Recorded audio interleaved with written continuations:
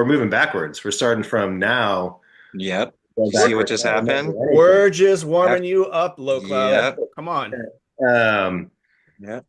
yeah, so I'm playing guitar. I'm playing like lead guitar, which is not my usual bag. So I'm kind of it's a learning situation for me.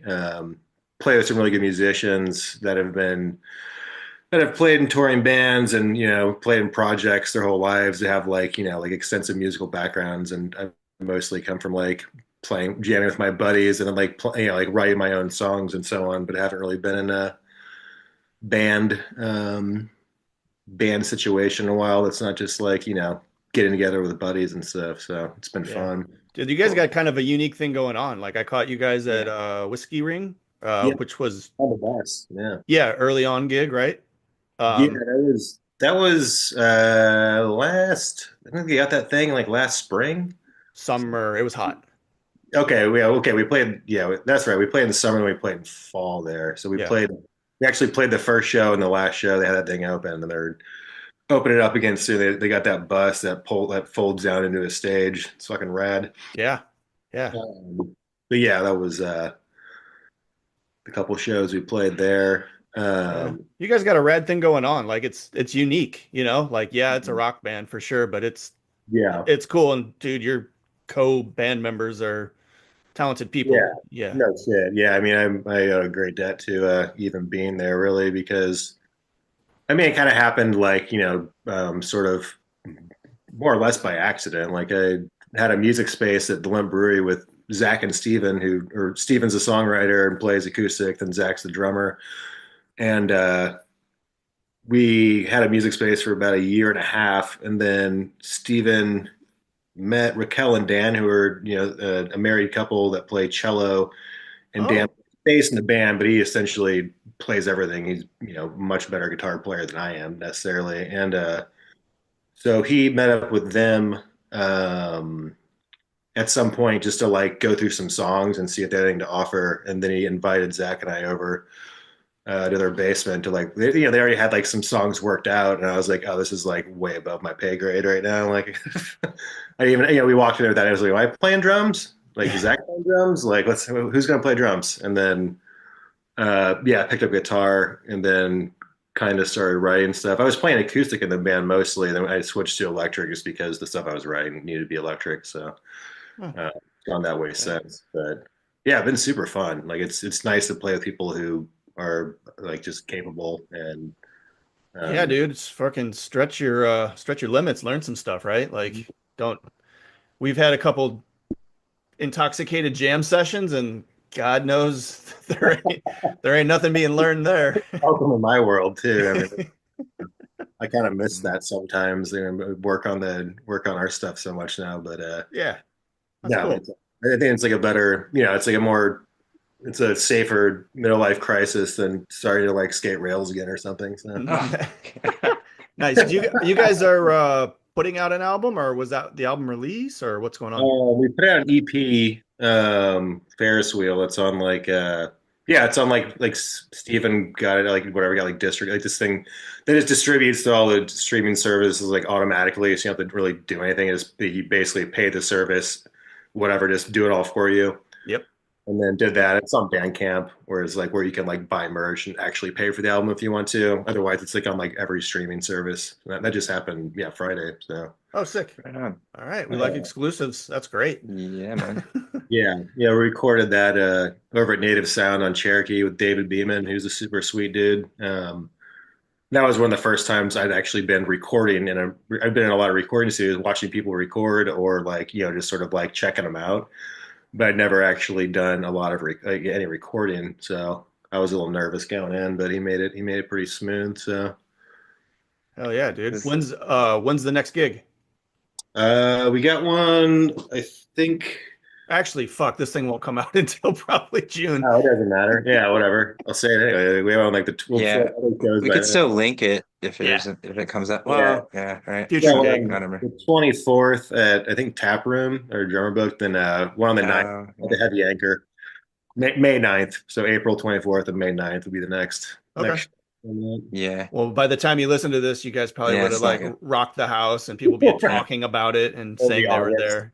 We've Yeah. already broke it up. Yeah, it didn't work out. 'Cause Sick. something I did. Hell yeah, dude. Well, dude, at the Rusty Bearings, we like to roll it all the way back. All right, Where did it start for Randy Placer? skating or like just life. Life. Life leads into Yeah, skating. sure. Yeah. Shit. I was born at Barnes. Very About as good. as St. Louis as you can get, I guess. Born at the Barnes Hospital. The one in town and Yeah. country?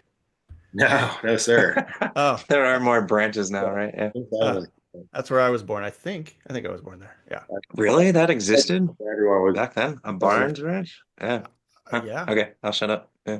Soren was also born there, and we thought we were getting an upgrade because they were doing a new natal unit, and we got there. It was like the same rooms from. They didn't get around to it, so it was like the same rooms that I was like, I was probably born in this room, and it's probably hasn't Yeah. changed. But, That's rad, man.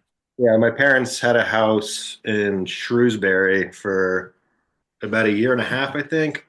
So I have like some vague memories of that.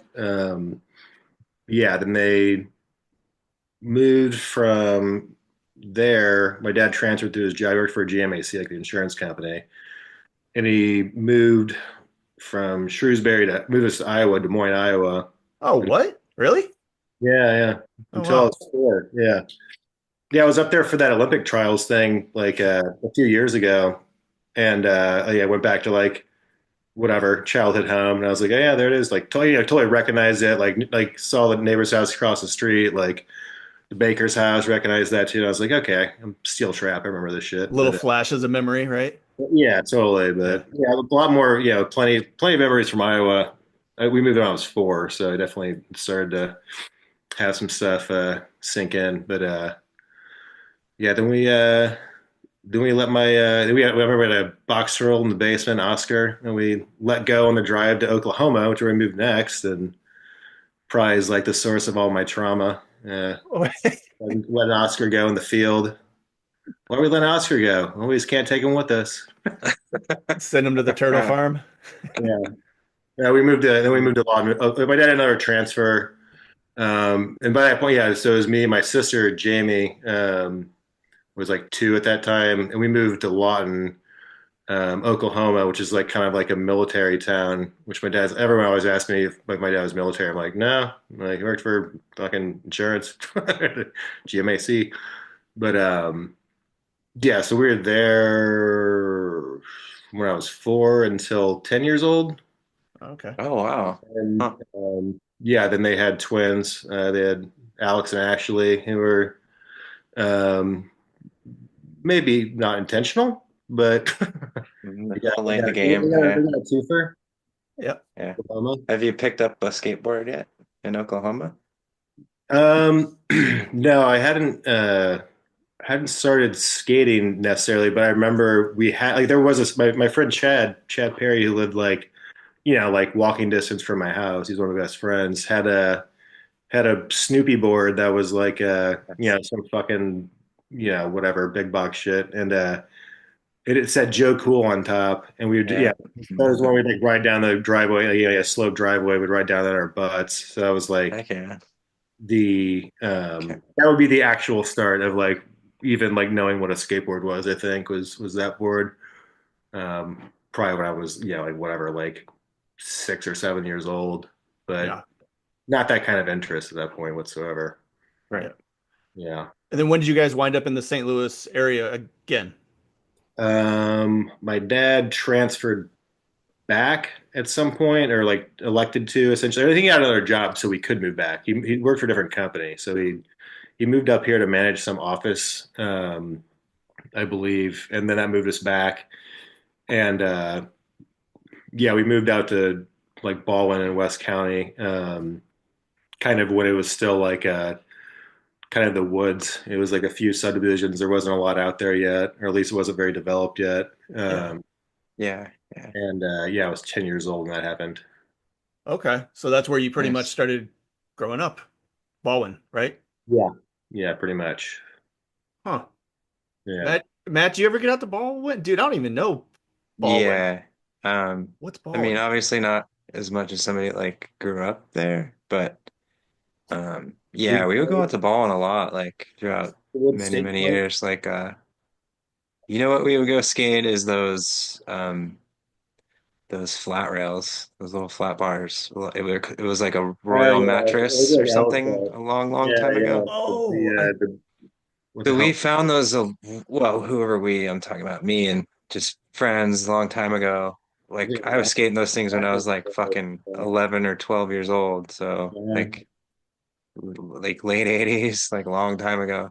yeah, So we yeah. always knew that was like almost a destination. Like we would want to go to those and then like just explore kind of. The things were good. Yeah, it was like some sort Yeah. of store. It was kind of a bust. I remember they Yeah, just it was. entirely now Yeah. they're still there. You can just like I can just go skate them. They're different. Hmm. Like the ground is better, but they're like closer to the building or something now. Or I don't know exactly how that works. Yeah. Yeah. Yeah. Something was different about them, but or they built stuff kind of in the way. hmm. Yeah, they're still there. Yeah. And Yeah, then, you know who else would like skating with Wessler? We would head out that way because he knew a lot of the spots. I remember seeing And footage. like Troy, he was buddies with Uh-huh. Troy. But Yep. this is Randy's interview. Let's hear about Ballin. Yeah, Those are some dudes from Baldwin for sure. For sure. yeah, yeah. When Yeah, do you start getting into skating? So you moved back around 10 years old, yes. start skating shortly after, maybe, kind of, sort of. Pretty soon after. I mean, like I remember that my cousin Nils had a board in his basement when I got back, and like I don't remember how the like sort of like I switched over. I definitely like got interested in it like when I was like probably like 11, and I would ride it. He had it was like it was an old school shape. I even know what it was. I didn't like whatever, but I would like I remember like taking it with me. I'd taking it with me places. I borrowed it from him. I would just take it around to like whatever if we were like doing something at night. I'd like take it and like skate around, Hmm. and I just like it was just like kind of figuring it out. But So God, math and years born. What year is this then for you? Like, or everybody obviously, but 94 oh probably. Okay. wow. So you're Yeah, 10 and yeah. '94. Newcomer. Yeah, Nice. I'm after the slump. Yeah. Yeah, yeah, you're Yeah. coming out of it on the tail end of it. Yeah. Yeah, like it was like, but at that point, it's just like I just know what skateboard is and know that I like it. I'm not like even engaged in the most remote sense of like what's going on Yeah. in the Sure. It's still studio. pretty obscure So too and hard to, yeah, yeah, it was access like pretty I saw easy. like a dude like do a kickflip outside of middle school, and I was like, holy fucking shit! Like, Yeah. it was Yeah. like, no idea who that was. Right? I just remember it vividly. And I was like, whatever, 11 years old or something like that. But yeah, and then at some point, yeah, like I think like I think David Euthys was also we kind of like we were friends before we skated, so we kind of got into it at the same time. Where I know he had like a fucking like Maui and Sons like shitty another just like cheapo board at his house. And that was something that we skated until we got actual boards. So we kind of were doing it at like Same time, same age, the whole same thing. time, same age, Yeah. Yeah. some half-assed. Yeah. Like everybody kind of eases into it with, yeah, not so great shit Yeah, first. yeah. And yeah, we were definitely we're like we're friends before like I think he moved to St. Louis around the same time I did. It was the same thing. Where it was like we just didn't have any friends because we just moved like Sure. And he was coming from California or I something? think from Anyway, it doesn't Denver matter. actually at that point. I think Oh, really? yeah, Nice. if I'm not Yeah. mistaken.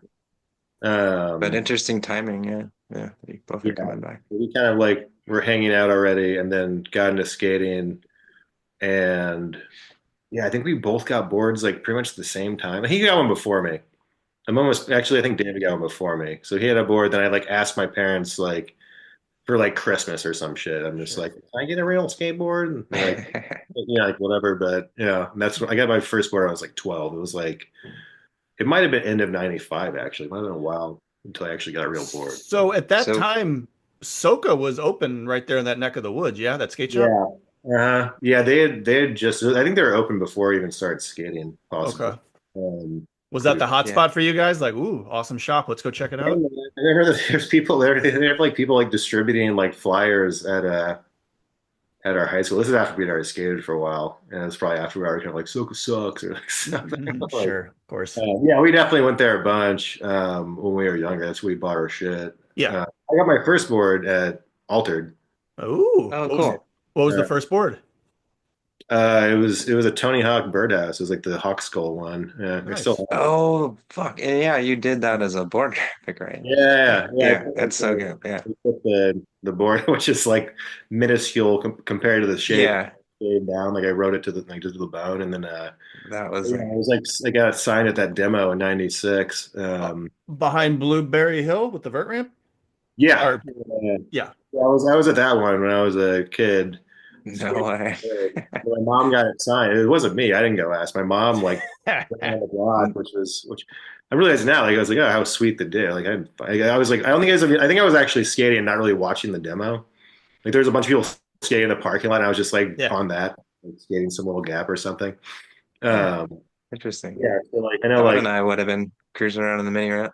Yeah, yeah, there was a photo that just ran of that yeah, demo, and you can see some of us in the background, like skating the little blue ramp. right. Yeah, I got the yeah. name was there too. Yeah, but yeah, and yeah, I think like she got signed, like Birdman signed it, like Andrew Reynolds, Paul Zitzer, he was there. Nice. Oh, wow. Um, Yeah.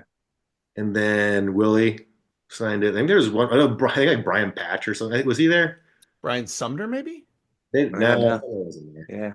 No, I forget. There's one other signature I forget. That's kind of a wild card, but it might have just been some random person who fucking has it. Like, Some they just handed the board to some guy. He yeah, signed it. yeah. But yeah. So I remember going to Altered like for like Christmas time, like when but I wanted like the whatever. Birdhouse was fucking hot shit at the time. It was like if you had a CCS, you're like, oh, I want the cartoon boards, like whatever. Yeah.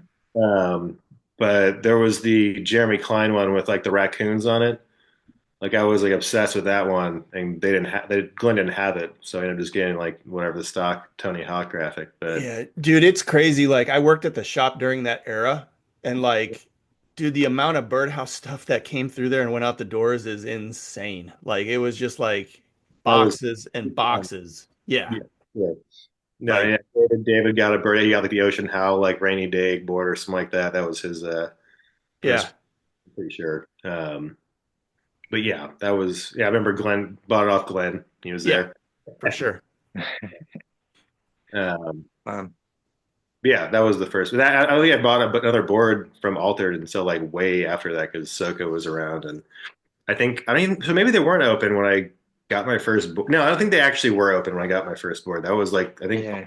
going I shop. can't remember the exact year I they can't either, but opened. I believe it was kind of a slow ramp up. It started real small and kind of grew outwards from there, which Yeah, yeah, I don't remember any of that stuff. But just knowing that you were in that neck of the woods, I got to think you're that young. Like that's just the easiest, quickest place to go to, right? yeah. It would have been that afterwards for sure. Like I think I got other boards after I got my first one. Just like got used boards from people. I don't think I even like paid for a board at a skate shop for like another fucking year. So Yeah, yeah, it's like just scrounging, trying to get stuff.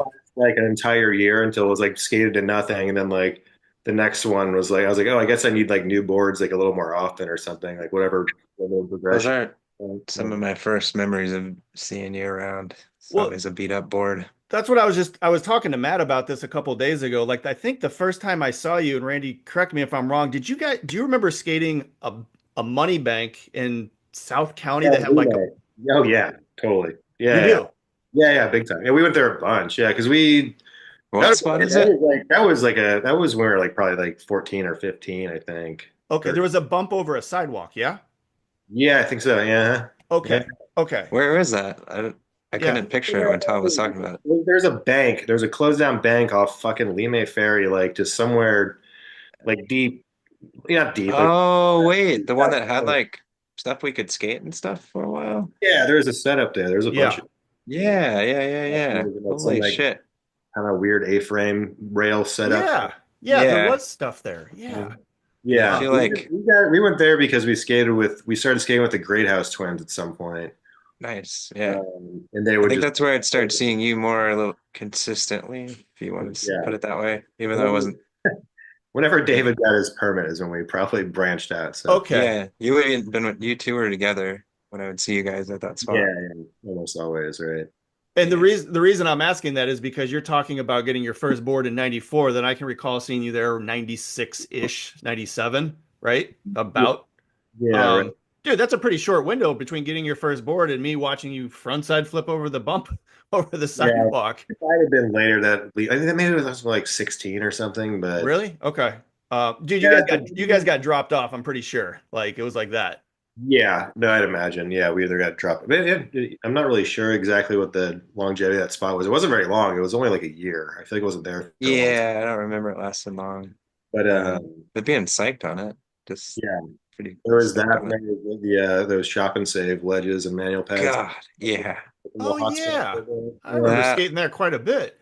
was Yeah. a hidden gem. That thing was still around. My Yeah, God, yeah, it'd be so good. yeah, Yeah, right. that was a go-to for we. I don't, yeah, I mean, we lived way out in the county. We'd drive to South County like pretty Same. frequently.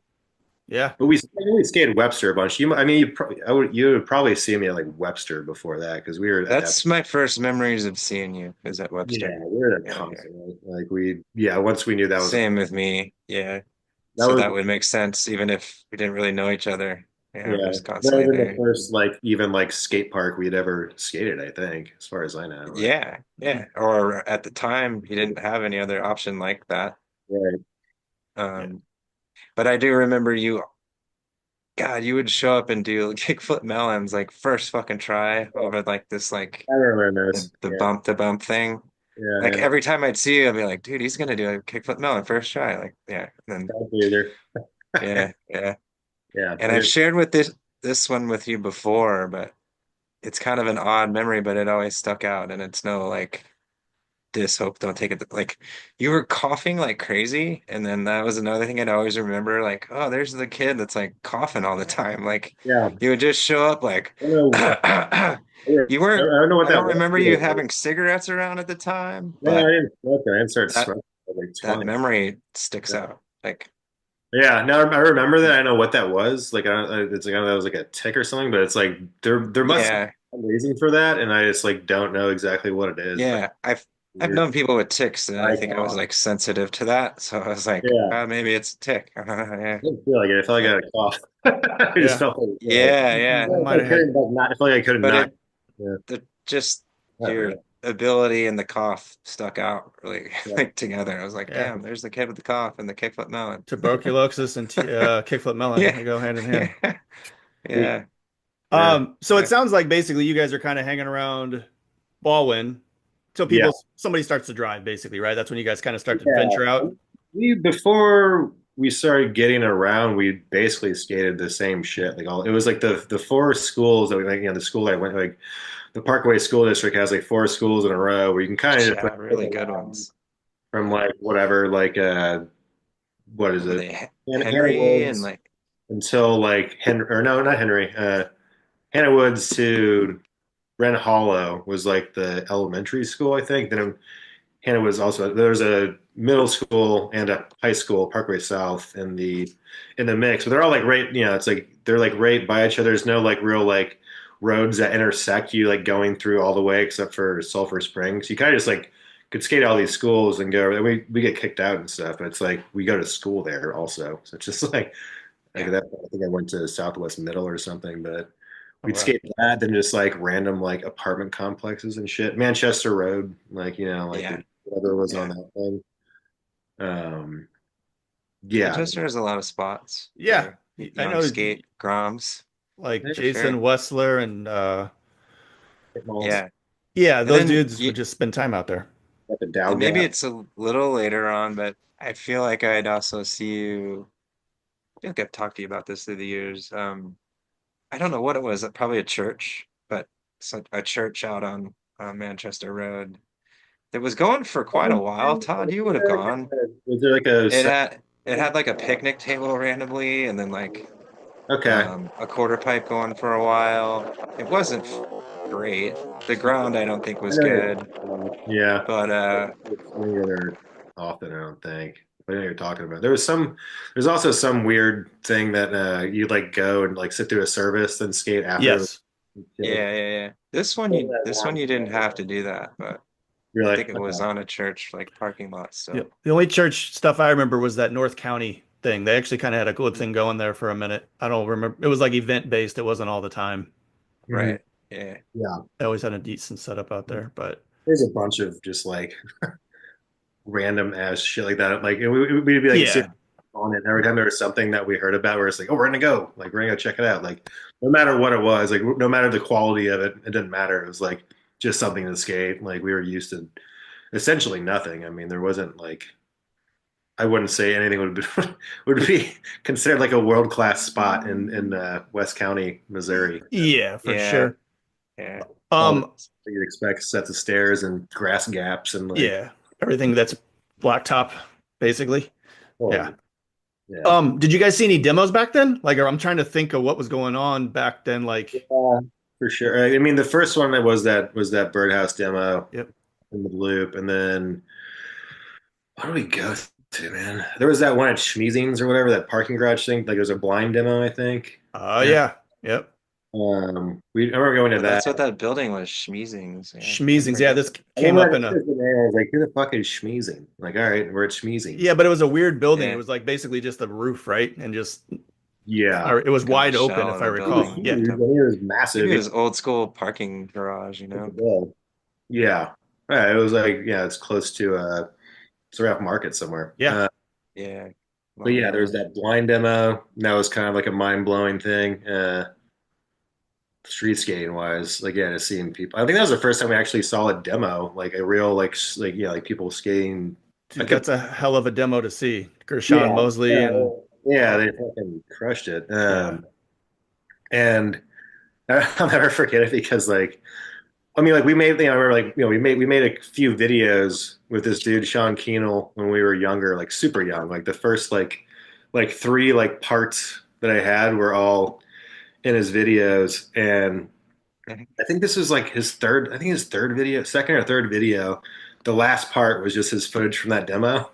So it's like Oh, his footage? His own personal? his own personal footage that he filmed like when he was there. It was like that was like the light. He like made it like super flashy. This like wildly edited part of the blind demo, and like everyone else was just before Oh, that. so you guys were skating with Gershon and James Craig and they got parts type of thing? They were our contemporaries. Yeah, Yeah, Nice.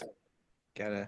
I forget. I don't know if that's what was that dude? Well, it's good they got last part, you know. That last I think shooting Give him last part at least. well, he gave himself last part, I think, and then Oh shit. Oh, Yeah. there's Is also this the is that shooting spree? I feel like I've that's his video, yeah, that's the one. wait, and that's the name of the Because video? Shooting that's Spree? the video, yeah. Well, yeah. like he had the three that we were in. There was sightings, which was literally just the name of a Transworld article that he turned into. Right. Yeah, those are the generic Yeah, then there was like intermission, which yeah. just like we didn't know what that meant. It was just the name of the video, and then shooting spree, which was like I feel like the first two videos were like it was like 100% like SoCal like Epitaph Records punk rock shit. Then shooting spree was 100% rap of or like no limit, Nice. etc. It's just like Yeah. whatever the phases were. Yeah. Yeah, yeah.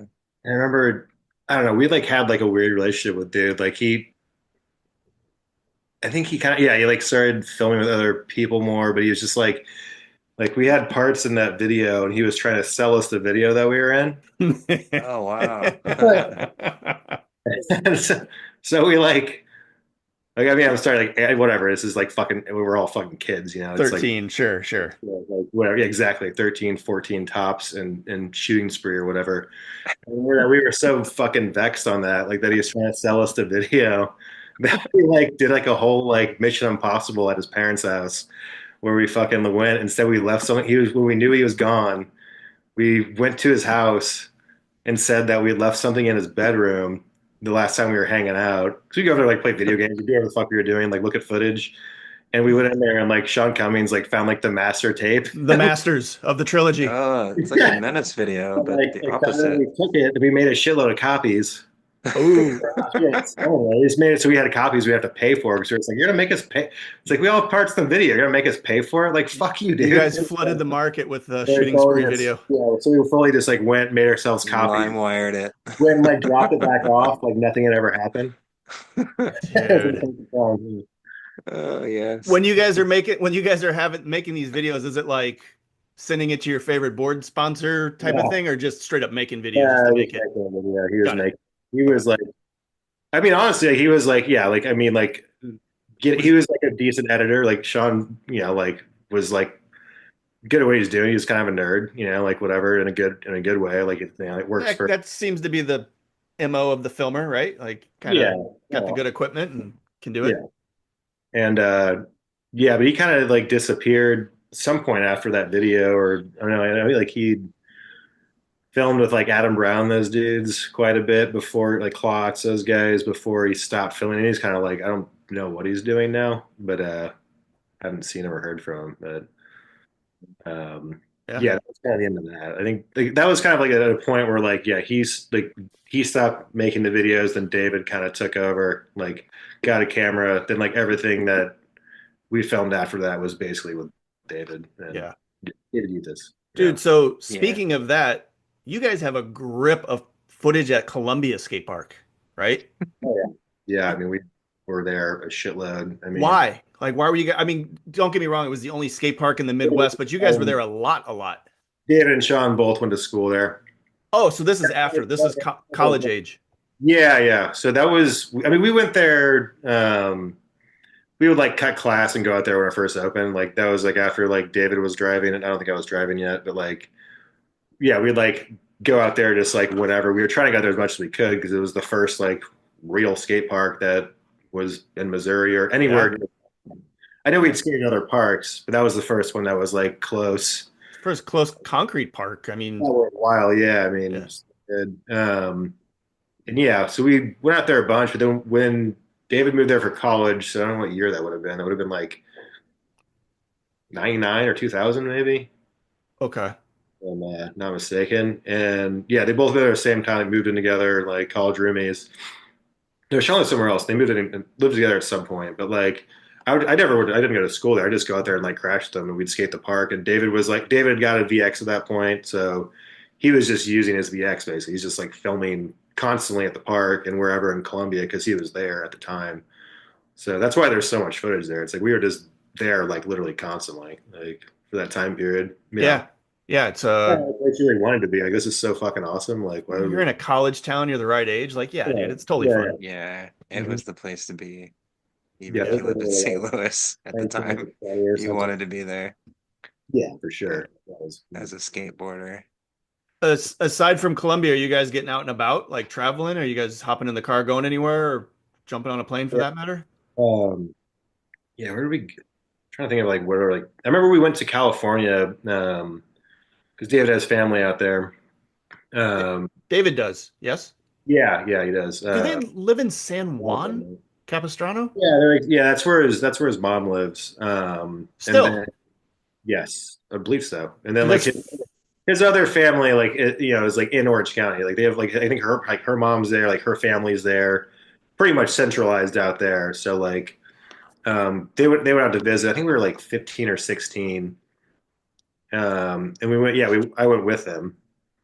And I think that's kind of when we filmed like our first like actual like video necessarily. Like that wasn't just like, we just had footage, but we like actually filmed like a video of most of that footage when we were out there, which I don't think anyone's ever seen. Like ooh. it'd be like the unofficial like first HOB video basically. Well, it's we moved to San Juan Capistrano, like me and the fam. And that's especially that time, that's like Wild West, dude. That's like horses and orange groves. It's not like street Oh, skating.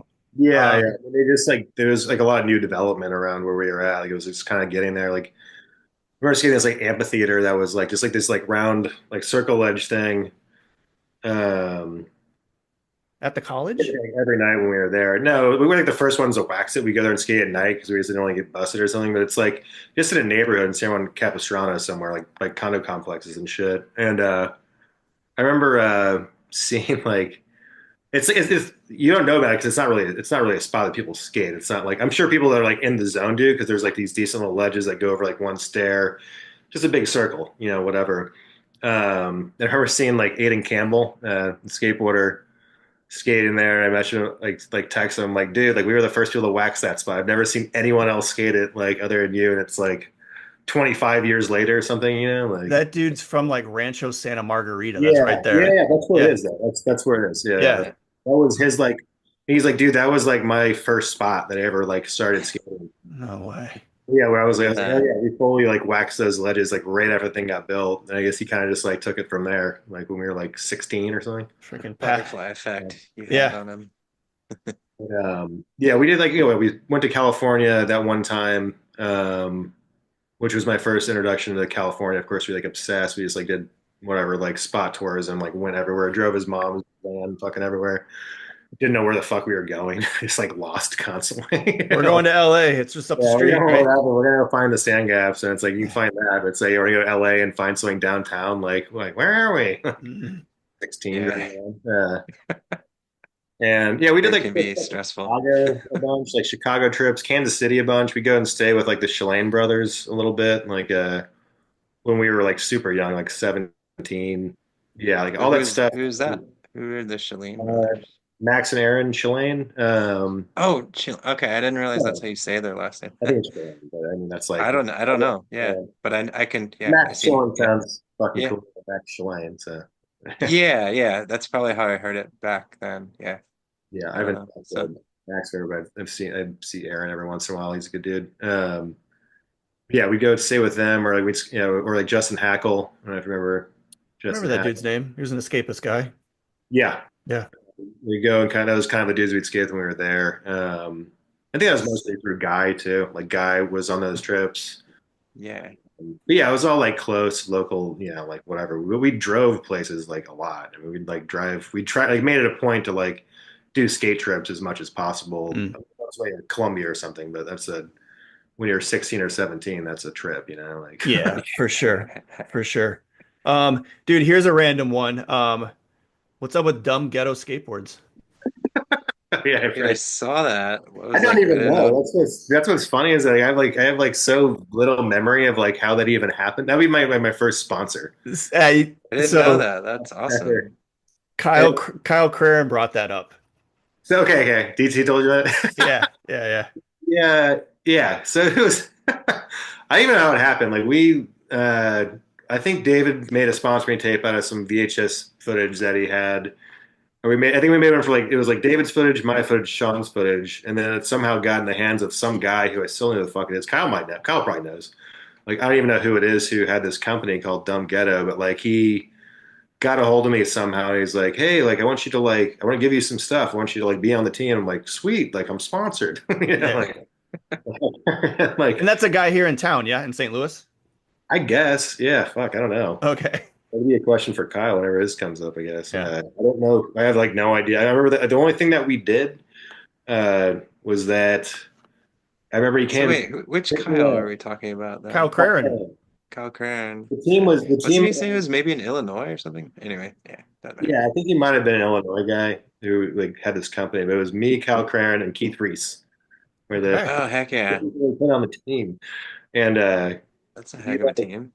we the only thing that we did, I remember he picked us up and we went to Skank Skate Park in Illinois and skated Demo time.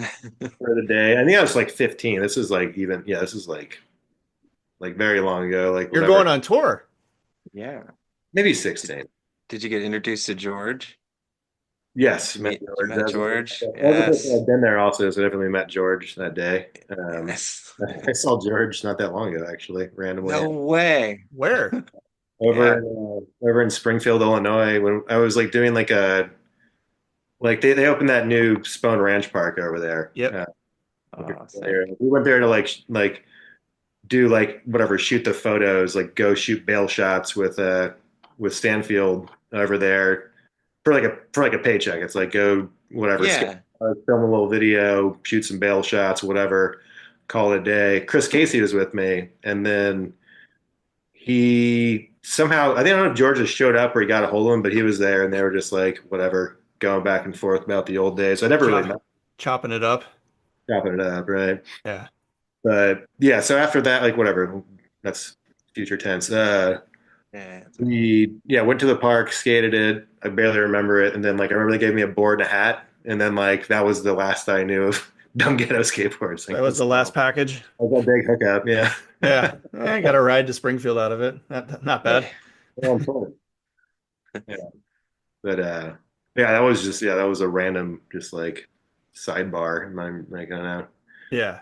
Um, Yeah, I remember the ads ran in like Trans World or where the hell they ran They in. did? Because yeah, really? yeah, Yes. maybe like I mean ads. Maybe there's like one or two, but that's the only reason I knew about it. I don't remember. I remember being around Kyle then, and maybe They my actually ran memories it. just. But Holy that's shit. the only way I knew about it, and I'd be like, "Whoa, this is from Missouri or St. Louis." I was like, Holy "What the shit. heck?" I Yeah, Yeah, remember, yeah. I think we might have had a couple of those boards on the wall at Altered back then, or the dude was trying to get boards on the wall. But I remember, Yeah, yeah. I'm almost certain an ad ran, maybe a quarter page or something. But yeah, that was my only clue into like that's existence even back then. they I was had like some looking like at an ad and the address, like, they would have had holy some like shit. brand rolled out of like a pop shove a tail grab or something. Dumb normally. No, no, I don't. There was no skate Yeah. photo. It was Okay, just we said the dumb name. ghetto, I'm pretty sure. Oh, Yeah, okay. yeah, Pretty legit, man. Shit. Not yeah, real. yeah. might be out I there. had no I could idea. be wrong. I if yeah, I don't know. Crazy. So All right. Uh, Maybe I dig that up. so Dumb Ghetto, this is a good transition. Who do you actually, who is somebody a step up from Dumb Ghetto you finally get boards from eventually? Man. And it might not be a big leap, but it is a leap. Well, let's say okay. The next like actual sponsor of it would be Altered for sure. Okay. Yeah, which I don't remember if Glenn gave me. We probably did. Maybe he gave me boards. I got a discount or something. But yeah, he that would have been like years later though. Like I had a pretty long gap of any sort of sponsorship after that. Like I don't Yeah. mess around. I think really knew. I remember like David. This is like way later. David started like dropping off videos like way later down the line after he started filming VX and stuff. That was like a VHS thing with Dropping them. videos at the skate shop. Yeah, I yeah. have a memory of you guys doing that. Either at the shop or like, yeah. I mean, he would go. He would go visit his parents in California. He'd like go to like just random distributors. Like David was pretty on it with like drop off tapes and stuff. This is like down the line, but he probably did it back then too. He was like fairly. He was like way more acquainted with like anything industry wise than I was. Like Yeah. from the onset, I think. He just kind of like I think knew how it worked a little more. I kind of like didn't really give a shit, but So what happened like in terms of skateboarding? What's going on with you between 99 and 2003? shit. What were we doing? That would have been like And the reason I ask that is '99 would have been like Columbia days for sure. right. That was like the start of that. I mean, but probably like skating here. I think I might have started skating for Altered around then sometime. I don't know how old I was. That'd be a like question for maybe even I don't I'm know. picturing JP behind the counter, right? Yeah, Like those yeah. days. So I that's was, 2001, 2002. I was yeah, so I was more like 17 or 18 when I got Altered. Okay. We were just filming around here. Like David, I don't think David had a VX yet. We were filming like VHS footage that no one's probably ever seen. Skating with the Great House Twins and like that South County crew a lot. I think we'd maybe started skating with like Joe Jackson and Troy a little bit. Oh, those guys weren't from like your hood or Like they were more like they were like up here at that point. Like they were okay. like dudes that we would see skating that were just like blow our minds. It wasn't like a there was no comparison like when we were younger when we'd see them skating. So we didn't really like hook up with them skate. They were just like dudes that was like, holy shit, like I remember like Joe Jackson having like footage in one of Kino or Sean Keno's videos, just being like blown away. He's just like skating do Ballwin Park, like some little manual pad doing like every trick. And it was like just wild at that time to see Yeah, that. Or you just see skating around like all super high shit and stuff. And he's just like a mystical creature like over here. sure. We didn't start skating with those dudes until probably 17 or 18 or something like that. Okay. It'd be a fuzzy fucking time frame, but like it's Yeah. around there, yeah. Yeah. Yeah. But you guys are kind of filming. You guys are filming. Sounds like David's got a legit camera and you Yeah, guys are probably yeah, much. at that point, he had like a little, like, it's like a handy cam kind of VHS-C thing that we filmed a bunch of shit on. And I don't know when he got his VX, but there's a date on that it's like it's probably like So 2000. are all I bet it's those 2000 is kind of like right when he got it. are the HOB videos VX That's when then? he got. That's when he got his. Yeah, there's one that's like the video before HOB, and then he got his VX. Like, and that once he got his VX, that was we made like the first video out of like two tapes of footage and just used like everything. It's just like terrible, like purposefully terrible shit. Basically, we're just like throwing a bunch of just random shit in there. But yeah, like that was when he got his VX when we started like making videos like consistent, like VCR to VCR, just making budget ass skate films basically. Yeah, just making them to make them, or like, ooh, I'm gonna send this to. Nah. If No, you've ever no. seen them, it's like it's not something, I don't know if it's something you'd send a company to get hooked up. It's Uh, very ridiculous. okay, okay. Keep in mind, you did write for Dumb Ghetto, so you have a little bit in the resume, you know. Yeah. So, I had some clout at that point. I was definitely filling out my future. um, there's two things I want to ask about, and I don't know where they fall in sequence, but what slaps 1 in a million and getting boards from Birdhouse? Which one comes Okay. first? Slap was like way that was I got boards from Birdhouse way before that because I Way already got before. Okay. yeah. So that was one of the things like David dropped off a tape at Blitz or something. In Huntington Beach. This might have been like a more fairly legit sponsor me tape or something like that. I think it was the one that had like three parts on. That might have been the one that actually got me on flow for them. But I remember, I remember specifically because like no, it wasn't that one. It was like a just like whatever. It was like a tape of footage, like a lot of Columbia Park shit, local St. Louis shit, but it was all VX footage. Yeah, anyway, dropped on a blitz, and I got a call from Jeremy Klein. I'm pretty sure is who called me, and he's like, yeah, hey man, like this shit's fucking funny. I think we're gonna see some boards. I'm like, what? Like really? And I think they called me like on my parents' landline or something. You know what I mean? That long ago. I only had a cell phone, and then talked to him. And then he sent boards, and that was no, yeah, yeah, because he hooked me up, and then when would that have been? Shit. I think that was like 2004, and the reason is because I remember moving back to St. Louis. I was already like before I got on Birdhouse that time, like I was already kicked off flow of Birdhouse for like Oh, yeah. a couple of years or something. You know what I mean? It was like I was getting boards from you in that time period. When I stopped getting flow from Birdhouse, you were sending me enjoy boards. That's right. You were on the Yeah, flow team, dude. yeah. So I was a flow guy. So I switched it, which was like great because like at that point I already like grown past thinking that Birdhouse was But you know what I mean? so Like we might be like fast forwarding, but Jeremy Klein was kind of running team stuff at that point. That was kind of like another yeah, yeah. iteration of Birdhouse to some degree, right? Yeah, I don't know. Maybe it wasn't Klein that.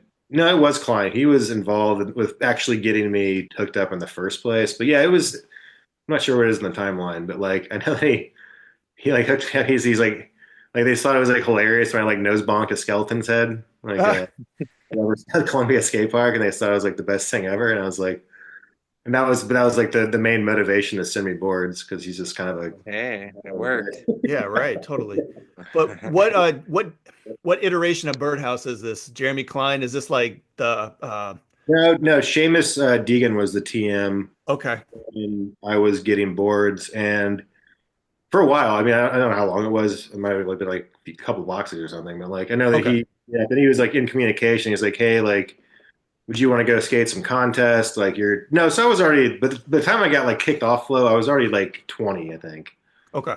something like that, or 19 or something like that. But he Wait, was wait, like, hold on. You keep saying get kicked off flow. Is it just boxes stop showing yeah, up or did they no, he's like, he's like, you're a little older, which is how he put it. It was like, no, I think I was like 19 or 20. So we need you to like, you need to like, it's, you know, I mean, but he's not wrong. I mean, I live in the fucking Midwest. No one knows the fuck. Yeah. Yeah, but I guess older might not be the proper term, I guess in hindsight, but if you're competing with a vert baby, like, okay, I get it. I doubt I can Yeah. pull up the email, but like, yeah, I think it's And like, I think Randy's a lot of probably people not living here like, in Tampa. I think I couldn't do it for some reason. Or it was like there was already there was some work conflict. It's like I probably would have gone just to do it. But I remember being like, well, I'm not like I'm not really a contest skater. I haven't really done a lot of that, but I'm down to like try. But then it just kind of fizzled, and then I think he just stopped sending me boards. Like this dude's not going to do shit, you know? That dude Seamus came in, and correct me if I'm wrong, he kind of had another vision for the company. I mean, it sounded like I think He Jeremy brought like all the dudes from Zoo York over, like West Susky. Dusky. That was kind of that time. That was when I was getting boards from them at first. Was that kind of time period, you know? Cool. So then they stop you stop getting boards from them, and then I remember the Enjoy stuff. I remember that actually, and I was working at Yeah, Dwindle. yeah. I remember being so stoked on that because we were just like so far down like the tilt mode rabbit hole at that point. Like just like loved that shit. Like it was so comparable to like what we were doing just already. Like we were like felt like scene or something. We're like like, yes, like these people don't give a shit. This is amazing. Like, Yeah. But there's time, like, there was one minor setback, and you didn't live in San Jose, unfortunately, right, yeah, for like sure, that right. was, yeah, I think that was kind of the, Okay. Yeah, it's a local company. yeah, yeah, they kind of treated it like that, even though they branched off with a couple of randoms like a Bobby Pulio or Tony Manfrey. But yeah, Right, they had a pretty right. tight squad. How long did that go for? I honestly don't recall. I mean, you sent me at least a few boxes. Yeah, I mean, I feel like it was like wherever I'd hit you up, you'd send me. I don't fucking, this is Yeah. hard for me to dig up also. But yeah, I remember getting a few boxes and being stoked. And then I know we went to Spain. Like, this is before the slap contest thing, because that's something that guy more or less turned me on to, or like sort of like that made me do. I was like, what is the internet? Like, this is, I was just like, I didn't know But what the, he's heavily involved in slap, so he's yeah, in the right. know of like He's like, you this is should do coming. this. He was right. Yeah, He's like, yeah. you should do this. It's like, you need to fucking like do something if you're going to do something. Guy's pretty blunt. I'm like, all right, like, fine. I'll fucking do the internet contest. Wait, well, explain how the slap one in a million thing worked, because I don't recall 100%. Was this like the age This of the was the internet, the first one, I dawn? think. Yeah, I think it might have been the very first one they ever did. Okay. Yeah. But what Yeah. was it exactly? What was it? Yeah, what was it? Send in your clips, bro. Yeah, he's But then what happens after that? 1 minute of footage, and you send it to them. Then they kind of like judge a top 10, and they whittle it down through votes. I think is how it Oh, worked. really? By by I Yeah, didn't remember that by part. putting the 1 minute videos on the internet? Is that where it was landing at that Yeah, point? skateboard mag, yeah. bro. It was on. No, it was on Slap. It was on their website. I Oh, think. that's right, slap. Yeah. Yeah, I'm yeah. mixing up Mag Minute, Yeah, there's Yeah. which a you did later. lot of magazines like that. So then Yeah. so straight up singing with the stars style, like you get voted in or you're voted out. Yeah, Yeah. right, right, right. Oh So God, basically, yeah. It was like you get a later top turned 10, into like then reality TV, right? yeah. A Well, little bit. no, they went that route like way after. This first one was just strictly like footage. Yeah, not the one you were involved in. Here's a Yeah. clip, like vote on these dudes, basically. Mhm. These people, whatever. I don't remember who's in the contest, but it was just like, yeah, Yeah. so like And slap that was was after we got more to Spain, and yeah, we sent him like functional then. Yeah. sent him like a minute of footage, and that was after our trip to Spain in 2003. So that would have been like the time I started getting Birdhouse boards again, which was like, um, yeah, it was a long story. We tag number two. Dose. Hey, so you just mentioned that getting back on Birdhouse was a long story. This is the place to tell that story. Yeah, yeah, it was an interesting period of time because For you or Birdhouse or both? I think both. I think it was just sort of like a fucking total series of random events that time. Because I remember, yeah, I was off and I didn't really care because I was getting enjoy boards. I remember, I remember that Paul Sharp also. This is like I was working I worked at DePere Park out in the county.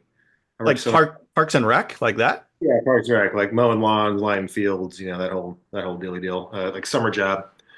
And I remember he called as I had a cell phone at this point, so we're a little later down the timeline. He called me when I was at work and I was on my lunch break, or Paul Sharp called me about because another time David had been out there and dropped off. He dropped off a thing at Giant, like a thing we made, and like actually like more of an actual like presented sponsoring tape, with, like 3 parts on it. It was like edited, like whatever we're using, actual editing equipment and so on. Um, and yeah, he called me. He's like, dude, I got your tape here, and like it was a DVD actually. He's like, this is great, man. He's like, it's fucking hilarious. Like you're ripping. Like I want to hook you up with. He wanted to hook me up with Pop War at the time. He was Popcorn. managing. He mentioned Pop Oh, War, and I yeah. was super psyched on that because that was kind of in the same like ilk of like enjoy necessarily like Yeah, kind of dude, killer art direction. That dude, Yogi yeah Proctor doing art and stuff. That was yeah. rad. It looked I was awesome. rooting for it for Yeah, sure. and so I was obviously thrilled on that. And that like I remember like 2 weeks after he called me, Giant went under. Oh, So I was like, I never got a box. But he was like stoked. He's Popcorn, like, yeah. yeah, dude, like let's work this out, whatever. Then like and that's just gone. But there's like more on that shit later. But I was like, okay, I'm just like doing this. And then um yeah, so the slap contest. no, wait, hold on. No. Birdhouse part two. So I've been off for a while. I did kind of just like forgot about it. Yeah. And I think Drew Etzkorn, like at this point, like 16-year-old Drew Etzkorn, who, we just started skating with, I think like, like emailed Jeremy Klein or something, like asking whatever happened to me or something. Attaboy Drew. All right. Yeah, and then he like I think he like emailed, he's like, that wasn't me, that was Seamus's dumbass, like blah blah blah, like Randy's fucking sick, like where's he at, blah blah. Then like and then Klein, That's yeah, then right. Klein called me after that, and he's like, dude, I want to hook you up again. I'm like, cool, like I'll take some boards. I think it was already, this is like kind of like before, and then like whatever, like I think we were editing something for that slap contest at the time, or Okay. something. And so like I think the rules of the thing were like you're not supposed to get shit from anybody. It's like you can't have any sponsors was the Okay. thing, 1 in a million or whatever. Um, and so like that like I think that I got a box, like got back to Whiteley, or I think I just told him, I was like, hey, like Brett has so many boards, should I tell him not to? Like I just got like a random, he's like, well, like he's like basically like he's like, yeah, like just don't, don't air it out or something. I was like, at that point there's not like there's not like social media or anything. It's like you can't really air that shit. It's like cool, I just have boards to skate. It's not like a big deal. It was like during the contest already. And so I basically was back on Birdhouse flow while that was going on. And then but I told Klein, I was like, hey, this is like I'm in this thing. Like and like I think I like sent him the website. He's like, oh yeah, here you are. I'm like the front page or whatever. Cool. Like and I was like, well, like apparently I'm gonna get kicked out of the contest. I think at this point they actually were like, you're gonna win or something. It was already at that point where Wiley's like, dude, like you got enough votes, like we want you to win, you're gonna win, kind of Ooh, thing. is 1 in a million rigged? Is this something that we should know about? Juicy. No. Yeah. It's just like so it was like a sort of like a political conflict that I was getting Dude, somebody, and then yeah. like like whatever, then like You were someone. moving the needle in one direction, dude, towards you. Yeah, I'm taking what I can get at this point. But yeah, it's like so somehow that like that got aired out that I was getting flow, so they had to kick me out of the contest. No, that's not what. No, never mind. That's not what happened. Fucking okay. Sorry. What happened? So I I'm told gonna be no help with this. Brian, I do I remember some of this, was but like, no. I'm down. Like I think he actually asked me to ride for Birdhouse at that point. He like so he's like you're on if you want to be. I think he was kind of like over Mm. at that point. He During was, the middle of this 1 in a million, yes, yeah. are It was you are you are you actually on a trip and they're like asking you like, "Yo, you want to ride for us?" Or is this after the fact? Jeremy just like emailed me. He's like, he like just he was the team at the time. He's like, you're on. He's like, you're on if you want to be. Like whatever. Mhm. I was like, cool. And that's when I was like, let's wait until this thing's over because like basically if I win this contest, I get like a cover and like an interview like straight out of the gate, and it's like I can be riding Birdhouse shit potentially. Like at that point maybe I was like somewhat more industry savvy of like that could be a good thing. Like whatever, or like I'm old, I need to fucking do something. Yeah. Um, and so what happened was like it. I think this dude that worked at Blitz like didn't get the memo that we weren't supposed to like put anything out about it. And Oh, then like, just like at like so it wasn't Whiteley at all actually. It was like they put out a press release, like a like marketing blast. email blast to like skate shops and shit that I was on the team, and it was like they introduced like David Loy, Sean Gregoire, then me all at the same time, like new Birdhouse AMs or whatever. And so Oh my Wiley God. was like, dude, what the fuck? And I was like, dude, I told him not to. I don't know. Like I didn't like I didn't I literally Oh told him not no. to like put me on yet or whatever. And there's just this thing Oh, like shit. slipped through the cracks basically. Like I didn't even like agree to be on the team yet or anything. Like I was Yeah. sort of like in the Yeah. mix. And Sounds like you got a loosey goosey team manager. yeah, at least.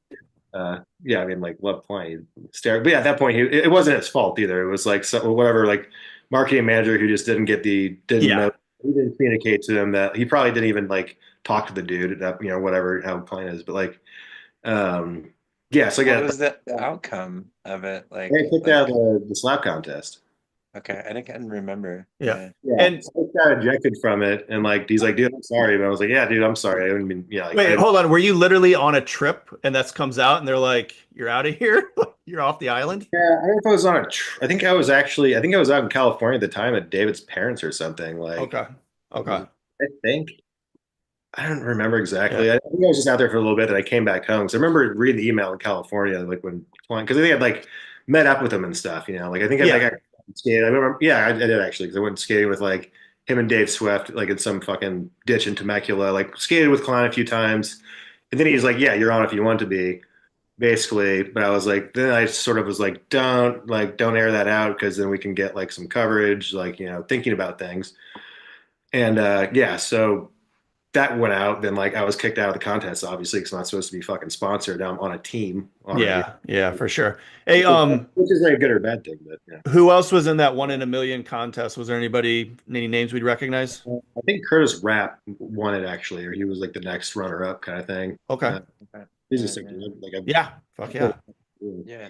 um, Jersey dude or something. yeah, he's fucking rad. But yeah, it was just really random because it was like like just the trajectory, like would probably I probably would have preferred the slap trajectory or like the It birdhouse was, stage I trajectory. understand your thinking. Yeah, your like Yeah. Yeah, Makes motivation to sense. have it be like that. yeah, and I think like It that would was even help Birdhouse, even though they're big, but right. the promotion, the The free main thing was promotion of like it, like, yeah. the main thing was like I wanted to like get to that point that like maybe I'm writing birdhouse boards, but it's like maybe I go somewhere else just because I'm getting coverage finally, basically.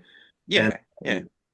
essentially like that just wasn't going to happen. So Wiley's like, dude, sorry, but I know it was like a fucking panic because they had already like basically made this thing up for like me winning, and like they already had the whole thing like probably laid out, for what they're gonna like post and shit. So I probably made a bunch of extra work for them by this happening. So it's like I don't know if I was Was Slap still print at that point or no? Had it like, fully moved? It Yeah. was still It print. was still print. There Wow. was still a handful of 1 in a millions very after that that were dawn in. of yeah, and Before there it wasn't really even like videos wasn't print. yet. It was like very early on. Yeah. Yeah. Yeah. So now getting boards from Birdhouse, are you in there or is that a short is that a short stint as well? No, Or that was actually when I got on. you're Yeah, in. Okay. Got it. yeah, right. So that was sort of like like I was like stoked, but also bummed because I was like, I wanted to go through the slap thing just because they were so gracious to me. Also they're trying to hook me up. Essentially, they're like we want you to win this. We're gonna do this. It's like that would have maybe given me opportunities with like different people necessarily. So Sure. But at the same time, Birdhouse, there's some good opportunities that come with that, I got to think, right? yeah, I think it was kind of I think it was kind of on the downslide at that point a bit. Well, it was post video game hype, X Games Well, 900 hype, like skateboarding yeah, was kind of yeah. getting ready to It's hit kind the of like shitter. including it's like after like all the New York dudes left, like Yep. they're kind of putting it back together at that point. And Klein was the TM, which was cool, but he was only the TM for like I think like 3 months after I got on, and he And who was was the TM after that? uh God, I think it was Steve Herring. He's just like a kid that used to run the Tony Hawk fan club. Oh, It's bad. Like whatever, Steve became a homie for sure. But it yeah. was yeah, like I remember going like talking to Klein. He's like, yeah, that shit fucking sucks. He's like, dude. I remember like going to his office at Blitz. He's just got like all of his like trash like from food just stuffed under his desk. He's just like fucking Oh, wow. place. He's like, this should be a stepping stone for you, man. This is bullshit. I was like, well, I wish it would have fucking not been. Thanks, guy. Thanks, This. buddy. I was like, I appreciate it, whatever. He was always supportive of my skating or whatever. But Yeah. like, it was, yeah, it was like horrendous timing for that to happen Just because welcome to the shitstorm, yeah. yeah, I can't. And then he was gone. So I'm like, I was like, well. I was like, well, I guess I have to move. Like, because then they started filming that they're filming the video or whatever. So I was like, well, I guess I gotta fucking move to California and just like ride this out. This is gonna be what I'm doing now. Cool. What video was that for? The beginning, The beginning, as not the end, opposed to the end. Yeah. as opposed to the end. Where did you Yeah. move to? I moved to what did I do? I remember, yeah, I remember like I mean, I worked a shitload of jobs when I was younger, like just and saved, like a good amount of money. Like I bought a car, bought a used car, a Kia Sophia for like 5 grand. And piece of shit economy car thing ran forever, but it's like drove that out there and moved to but like I'd spent I think I went to China to visit Lucy right before this. So I probably had like 10 grand saved just from working my entire life, and then Oh, wow. like like spent it all on a trip and then on a car. And so I went out there with not a lot of money. I mean, probably like 2,000, maybe I don't even know, like $1,000 left over or something like that. And moved to so the only place I could afford was like moving. I moved in with like Matt Ball and all these dudes from Vegas and Chino. I remember you telling me about that. That's pretty far out. Yeah. Yeah, yeah, Yeah. yeah. I knew I was what I was in for. I mean, I've been out there enough times to know what I was getting into, I was like, that's where the filmer is. I'm paying like whatever, like $200 a month for rent or something like that. But I'm like living like in the fucking living room with some like fucking curtain sheets hanging around me on like on a mattress and by the laundry or some shit. Yeah, I think it was like six dudes in a townhome pretty much in Chino. Was that Chino Park open? Was it that out there as a redeeming thing? Yeah. No, Chino Park was there. Yeah, that was like fucking home base. Yeah, we were Okay. And why were you guys out there? Just the filmer was there and that was it? Wilmer was there, but Matt elected to move out there. I think his reasoning was like he was like partying too much in LA and he's like trying to get on his skate shit or something, which I don't think really happened according to my experience at all. That's just all it was. And we were just, I mean, I was like, I realized pretty quickly like the situation. I was like, this is gonna fucking suck. And I'm like, which it did. I think I lived there for like 9 months. That was the whole time. I think we filmed for the video for like 9 months was the amount of time I had to film for the Birdhouse video. Was that all SoCal skating or were you guys taking trips? I think we took like two trips. I know we went to Arizona once, which was cool. And then went to San Francisco once, like shoot with Joe Brook and like skate there, which I don't know if it actually came out of that trip at all. Like, but those were the two like trips that they like paid for. And I think, yeah, I mean, we went to Vegas a little bit, I think, also, just because all those dudes were from Vegas. So we just go out there. Those weren't like, like company trips. It was like, let's go film some shit, go out there for a week. And then I know I left in the middle at some point because I was just like, the situation was just like so fucking grimy. And where we were at in Chino, where it's just like everyone was just like hammered all the time and wrestling and just fucking the place is just filthy. Just dude soup, right? I'm Just living in that's the middle of it. I can't get out of it. You know what I mean? I'm just like yeah. in the living room basically. It's like, it's like I left St. Louis. It's like I already like, I had like my own place and like had jobs and was able to support myself and live like kind of a normal lifestyle. And I went just like into like back to like just sort of like crashy on couch sort of Yeah. lifestyle. That was already, I was already like 22 or 23 at that time. So it was already kind of like, I don't want to fucking do this. Yeah, like, yeah, yeah. um, but Where'd you bounce out to after Chino? well, I moved from there. I know I did a trip in the middle of that time period where I was just trying to get the fuck out of town. And yeah, like, but I remember hitting up Tony. This is the amazing thing about Tony Hawk is that he like, in my experience, like literally would like honor like any request necessarily, or at least like have like some sort of option. He was pretty like for how busy he is. He was like, I asked him, I was like, everyone's going to Europe. We're going to Barcelona like all the like at what points we've been like the pre skateboards crew kind of like it was like Guy and Warfel and David and Jake Zerhide, Bobby, Mark Steiner, whatever. There's a bunch of like friends were going out there at the same time. So I was like, can I go out here to like film for the video for a little bit? He's like, yeah. Then he like got me a ticket to go to Europe. And that was kind of via St. Louis. I got it I went back to St. Louis for the holidays, I think, or either before or after. Yep. Then like went there, then like went back to St. Louis and like filmed stuff in Europe, and then probably filmed like half that part. Like whatever is St. Louis in that video is all from the week I was in St. Louis, like filming with David, I think. For the Birdhouse video, yeah? The last video, yeah. Okay. I was bounced around quite a bit. Yeah. Then I'd done some other trips to Phoenix just as like an escape hatch, like on my own, like in that time period to like go out there and shoot with Matt Price and skate with Marty and like friends in Phoenix because I was in Chino and it's like I'm already like fucking Yeah. pretty close to the exit 3 hours away, basically. getting out there, right? And so I went there a bunch. But yeah, that was kind of So after you're in Chino, you take a trip out to Barcelona, round by way of St. Louis, sort of. But then where do you fly back to after Barcelona? I went back to Chino. So I mean, there's a point in time. I remember I was going to LA to crash with friends a bunch because like it was just that situation over there was just like so heinous. And no, it's a good story.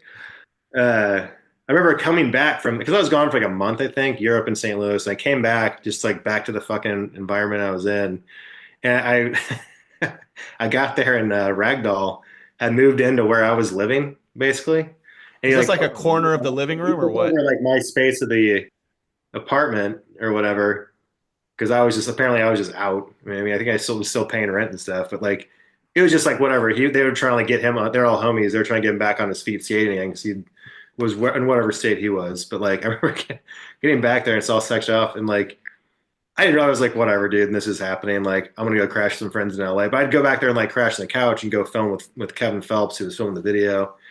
And I remember just like one of the nights right after I got there, I think I was staying on the couch, but Derek Burdett, who was also living at the apartment at the time, Ghost, like flooded the toilet or something, like which was right next to there's a toilet, there's a little like half bath, like right next to where the dining room area where I was staying would be, and that's which was where Rags was staying. He, like I think he like whatever clogged it, but he like fucked it up, like was trying to plunge it, but like was trying to fix it, but it like flooded the entire area of the house. Oh no. And all Rag's shit was there. And I remember he came home and Derek, I don't know, he was like on the couch sleeping. He's like, "What the fuck?" You know, he just like flips out. And Derek gets up. He's like, "Oh man, like I was trying to fix it, man." Like it's like he hadn't told him that all the shit was flooded or something beforehand. And I remember he's like, "I was trying to plunge." He's like, "I'll plunge you," and he grabs a plunger and starts plunging his face. Like so fucking furious, which understandably, it's like just like the whole thing's flooded with toilet water. And that was yeah, I think that was actually like that was like I am in a world of shit. I'm not fucking gonna stay here. That was the straw that broke the camel's back, right? I think I was like staying down in the garage with like fucking. There was like two people living in the garage at that place. I was converted to a bedroom. I was like, cool. I think yeah, I went and started staying with Mike Stanfield in Torrance because I'd known him from met him in Spain in 2003 with like Marty Morosky. That's how I met those dudes. But so no, and I had started. He asked me to skate for Ezekiel, the clothing company at that point. And that was like a paycheck, and like I knew, I already knew him. I was like, cool. My friends like the team of this thing now. Like I'm just gonna do that because A, I need a check, and B, it's like a homie of mine or whatever. Dude, Ezekiel was kind of rad. Like any of those like Okay. surf Yeah. companies, they got That was dough. that was all Mike. That was all Mike's doing. He kind of built that out, and yeah. So I was like thankful for that. I mean, like I remember like like part of the problem with Birdhouse, it's like I remember the team. And he's like, but Ezekiel. I was like, dude, like I'm getting a check. Like I was like, I fucking can't get any sponsors skating for Birdhouse right now. It's like no one wants anything to fucking do with it. Yeah, no one wants to touch it. Like, like that was just what it was at the time. It wasn't really. It was very much in like a fucking bottom of a. It was a transition phase for sure, and probably yeah, it was a transition phase. It wasn't the height of early 2000s, and it wasn't Right. whatever It's like T-Hawk. at that point, Pear still owned like part of the company with Tony. Tony bought it off him later. That's when he started like doing more Okay. trips and so on. But yeah, so like I started staying at Stanfield, and I think it's kind of crashed with him for like a few. And I just like I was just like traveling a lot too. I was trying to travel and skate and just like not be anywhere basically because there was nowhere to go. And like I got that impression. That's why I'm trying to figure out where you're actually posting up, but it sounds like you're not. You're just kind of on the move. not really, yeah, I was moving around a lot. I go down to Phoenix a lot. That was like I said, the kind of the escape hatch to get away from whatever shitty situation was befalling me in LA. But yeah, so I go down to like Phoenix and like crash at the pastry house, like Peter Vlad and Tony after his last name, and Ari Schifrin's house. I think Nice. Matt Price, I think lived there at the time also. Gotcha. Did you ever officially live in AZ or just spend time there? No, I just spent much time there. Okay. And I started. Yeah. I mean, I went there. I remember stopping there on the way out when I was moving to California, because it was Andrew Cannon's 21st birthday. No way. Yeah, I remember buying. He had a party at his house. We went out to the bar. I remember buying him a shot of Jaeger on his 21st birthday, and that would like date that somehow. It was definitely his 21st birthday because we were at the bar, and I was a little bit older. But yeah, so it's like whatever. I had like connections there through like Marty because I met him in Spain, and just like started meeting a lot of people out there. It was just a way chiller environment, than being, it was like I was just like broke, like Yeah. like I Dude, was. Arizona was kind of fun. Good squad and lots of stuff to It do. was a good time to be there. Yeah, then for sure. Like, it's like, I mean, never really in the summer, but it was like go there in the wintertime and spring and so on. It's still kind of nice. Yeah. Yeah. I remember going there in summertime once with this is kind of another thing. I was like into my rope in LA. I think this is after the video, or after the beginning came out. Like I asked I think we just got like gas money to go down there to shoot with Price. It was like me, Sean Eden, and John Goman, and it was summertime. It was like we were just like we'll skate at night, we'll light up spots or do whatever and shoot a couple photos with Price. We'll do our job and then we'll like head back, like like kind of a weekend thing. And like it was just so fucking hot. We just like this. I mean, we tried to like skate at a park, tried to skate like one spot. It was just terrible, like at night, and they were like, having a heat wave or something. So we just like shot pool at Price's house and went back. And I remember I blew out a tire, drove my car, so I blew out a tire like just in the middle of nothing, like Yeah. Indiana Blythe or whatever that zone is, like like probably at like 10 o'clock at night or something. And so like I called a bunch of tire shops, nothing's open. I had a spare, so we like threw my spare on, and that we literally just like limped it back all the way to fucking Chino from Just driving 45 miles an hour. Arizona, just like driving. Yeah, exactly. Like going whatever, trying not to blow it out. And like we got back. It was like a 3 hour drive. We were in it. We were just like, I'm just like white knuckle. And we got back. And of course, the donut's just like shredded. The thing's done. So like, I called. It was still early enough where like Goodyear was like open. I think Goodyear. No, I called them the next day, and they're like, just drop it off and we'll work on it. So I dropped it off there the next day, and they said that I'd have it back the next day after that. So I went back there the next day. I went back the next day. They called me and it was like, oh, your car got broken into. And I was like, what? Like, No. so I thought this is also my fault. Just like whatever. Chino's not a not sketchy place. It's like Yeah. just left it there with them. I thought they'd pull it in the shop and like they'd have it out, whatever. I don't know how, I don't know what the fuck I thought, but like they, yeah, I got there, my windows smashed out. And then like I had left a box of boards in my trunk too, which was also like source of income at the time, like fucking selling to LA Dave or like swap meets or whatever. Like 8 boards, I think, were just like jacked out of the trunk too. And I was like, ah, God. Like, Oh man. yeah. So that was just like a bummer moment. I'm sure. Yeah. Dude, Chino strikes again, yeah? Yeah, that was actually that was like the last of them. It was like, okay, cool. I'm gonna fucking figure this out. Yeah. Like, So when does the Birdhouse video come out? When is that? Beginning 2005, six? Does that sound yeah, I right? think it was 2005 or 4 or 5 sounds right. Yeah. Okay. I 2000. Yeah, maybe a little later, right? think I so. don't know. I don't know. I think it was 5, 6. 2005. Yeah. Yeah. Yeah. I remember 2005. because I don't know if you were living in St. Louis, but you definitely came back and it played at Webster University and like Yeah. We were on a tour. We did like a video tour of that. Yeah. Which is like a yeah. 3 week like cross country thing. Oh, that's I cool. remember like Yeah, Willie which was fun. Santos That was was like there and yeah, that was awesome. Yeah. Sean Eaton and Yeah, a couple all other those guys, the dudes. whole team was with us basically. They got bands and Oh, just right. Yeah. drove from Cali all the way to like East Coast, like to Maine. I think we did like full on like yeah, like 3 week fucking tour out of that. Well, that sounds kind of rad, right? Or was it? Yeah, no, it was fun. I mean, yeah, I think Nate Lacoste was like skating for Birdhouse at that point too. So Oh, sick. he had like bonus in the video or something like that. But he like came along, he just got on the team. And this is also like yeah, I remember like Nesser met up. Nesser was still skating for Birdhouse, and he like I think he didn't go on the trip, but he like met up when we were like kind of in the Midwest somewhere. Yep. Came, just like checked in, then he was out, and then I think like after that trip, man, yeah, we did that trip, and it was what it was. It's like whatever. We're doing a video tour, like doing some demos, that kind of shit. Went to New York. Um, yeah, it was fun. It was like, a good time. Yeah. But then I think like right after that, like I think Nesser and Goman, who were kind of like my actual homies, or as far as like just like people like whatever, I was like, I like these dudes. I like their skating. Like I get along with them, whatever. Unlike some of these other dudes. Like, but they both left Birdhouse like in the same week, I think. Where? Well, you were mentioning Nesser, like, dude, he rode for Birdhouse for a minute. Like, he kind of went through a couple generations of Birdhouse. It seemed like. Yeah, he did. Yeah, he was still there. Yeah, at Yeah, that time. Yeah. but where did he go to?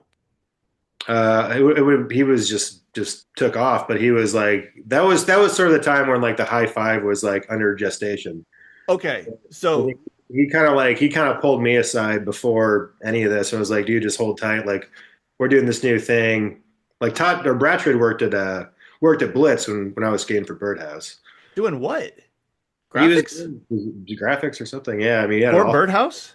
yeah. Well, I mean, for like kind of for everybody. Yeah, I think he was kind of doing a Huh. mix of Flip and Birdhouse. It was Flip and Birdhouse and Baker. I think he did everything but Baker pretty much. Okay. Flip was Um, there. so that's what I wanted to ask is like the high five thing. Did that kind of so Nesser took off with that in mind, or was he kind of just at Did Bird? I don't think I knew that at the time. I thought he was just bailing, and I was like, "Fuck!" Like, I was like, well, this is like now I'm just stuck with this shit. Like, like I don't know. I was just like, I knew the conditions of the video. I'm just like, this fucking sucks. This video sucks. Like, I was just being negative. I'm sure, like whatever. But I was just like, in the knowing the situation of things and knowing where Birdhouse was heading, I was like, this is going fucking nowhere now. This video was fucking Was lackluster. the video was kind of a chance to almost kind of turn things around and maybe Yeah, didn't come it through. potentially could have been if we were maybe given the right circumstance, but it wasn't that. Yeah. So Nesser dipped and like, but I think it was not long after he left. He's like, dude, just hold tight. We're doing something new. I don't really know much right now, but like, I'm going to let you know. And so that was kind of when I had the first inkling that there might be like something else outside of Birdhouse to maybe Yeah. go into, which at that point I was like, we did like, we did some other fun tours. I mean, we went to like we went to, You guys went to Australia, yeah? to Australia, did a tour. This is after, because Tony bought the company off Pear Wellender at some point, because he still owned like most of the company, and Tony bought it off him. And that's like, I think that was after the video, but Tony was like, actually, he was really putting in the effort to try to like build it back up or just like Yeah. keep the You can momentum tell. going. Like he cared about it. There's no doubt about that. Like, Yeah. Still does. I mean, you got to give it to him. He's sure. keeping that thing Yeah. going. Like I just, I exited at a time where I was like, I need to do something else for the sake of my own well-being and just like whatever. Like I don't want to do this anymore. But we did like a trip to Europe. We did a cross-country tour. Did a trip to Europe, which was awesome. And then Australia. I think Europe was after Australia, but we went. I know I went back to Australia 3 years ago, the same time, just like through the same friends we'd met out there. Like after I'd stopped skating, like the last time I went to Australia, I was skating for the high five, and they bought the ticket for it. So it was like Oh, wow. What part of Australia would you keep going to? Sydney for the most part. Okay. Like we're on that Birdhouse trip. We went down the Gold Coast, down Sydney, then Melbourne, and then I stayed there. I was like, I'm staying. Like whatever. I'm already here. I'm going to stay for an extra week. This place is great. Yeah. Is it I like met that? some people to crash with. We stayed with these gals in Bondi Beach for like a week and just partied. Like, but then I decided to stay. Then like everyone, slowly but surely, it's like, well, I'm just like, shit, I should change my ticket. I should like Matt Ball stayed, Sean Eden stayed, and then I think Alan Young also, yeah, and then Alan Young also stayed, and Price stayed. So the Price was the photographer on that trip. So we basically just got like an extra week and just like partied. Then like like two people got engaged. Like Matt Ball met some gal, and then like the two gals we were crashing with, like Alan married one, and then Matt married the other. Holy cow. Cupid. Jesus. Sounds Wow. but yeah, like whatever. Like then I went back. I think they bought me a ticket the next year to go back. For the wedding? Not for the wedding. It wasn't Okay. that was down the line. They didn't get married like fucking on the spot, but Got it. Okay. Matt had it in his head. He's like, I'm gonna get married. I'm gonna move here forever, kind of thing. And like, it's like now, I mean, it worked out for him. I think he's still married to the same gal, and like has has been able to go back to Australia. It's like, he figured it out. Cool. That's rad. It made it work. Yeah. So shortly after Nesser and Todd Bratrud say, hey, we're gonna do this thing called the high five, yeah? Yeah. Was it pretty thought out, or was it just like we're gonna do this thing and then we're gonna figure it out? They kind of had it. I mean, like Todd had all the graphics ready for sure. Like I remember, like there wasn't an official like thing where they'd asked me to be a part of it until they were like fully ready to go. You know what I mean? Like it was like they were like set up, like out of distribution. Graphics are done for like the first. They're like, "Do you want to do this?" I'm like, "Fuck yeah!" Like let's just. So they do kind it. of waited till they had something to show, basically, yeah. Yeah, totally. No, I mean he wasn't gonna just like be like you're off here, let's go over here kind of thing until I think it was kind of he knew it was happening that it was. But yeah, it's like I mean like I'd known Todd through Blitz or met him over there, and he's just like the sweetest dude. But yeah, so they had that already. And, I like saw the boards and like, do you want to do this? I'm like, fuck yeah, this is awesome. Like, I don't, it's like, I was just like so coked on the Birdhouse thing. It's like, Yeah. A restart sounds probably pretty it's the good. mark of like if I was even going to turn pro or like, I mean, I was working on a part that would have like turned me pro for Birdhouse. They already assured me of that kind of thing. And at whatever, yeah, I mean, like, I just like was not into it anymore. There's for like so many reasons. Just because, yeah, it was like, I mean, they owed it. Another reason is because, yeah, because I started getting Adidas at some point. I was still skating for Birdhouse, Okay. and that was on an Ezekiel trip, and or like we were like in the Northwest. Um, so yeah, like whatever. It was like me, Louis, Joe Pepper, like Ezekiel squad at that time. Matt Jones hopped in, Oh, SF. sick. It was like the fucking funnest trip ever. It was Yeah. amazing. Camping shit. It was fucking great. But it was just like, from LA up to the Northwest back kind of thing. Calendar shoot, shot a skateboard article that I ended up writing, and then like Louis got the cover for it. It was like this whole mission. But we met Jesse Bracewell, who was the team manager for Adidas at the time in Portland. And this is another like just random thing that like hooked me up with something was like the music I used in my 1 to 1 million thing was like the Microphones, which was like a local Portland band, Oh, like a wow. whatever kind of thing. And he's like, "How do you know about?" He's like, "I was like, I don't know. I listen to music, like that dude shit, and use it for that thing." He's like, "That's sick." He's like, "Dude, like, you want to skate for Adidas? Like, Heck yeah. well, I'll totally send you some shoes." And I'm like, "Sick," like that was kind of the time where there wasn't a whole lot of like corporate footwear thing happening much at that point, but Yeah, and Adidas was kind of getting ready very to, new. Yeah, it was very like fresh at that point. they were kind of starting to do something that would turn into something much bigger, it seemed like.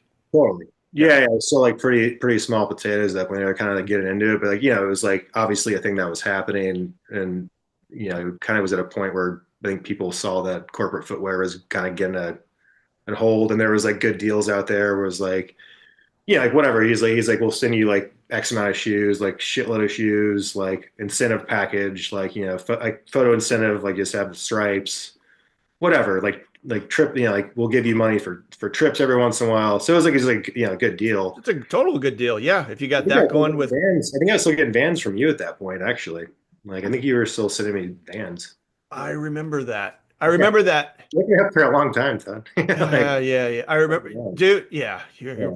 you're my flow guy that turned well. No, yeah, I remember that because you were like, dude, I got this opportunity, and I'm like, dude, fucking take it. Like these guys aren't gonna do shit over here because I Yeah.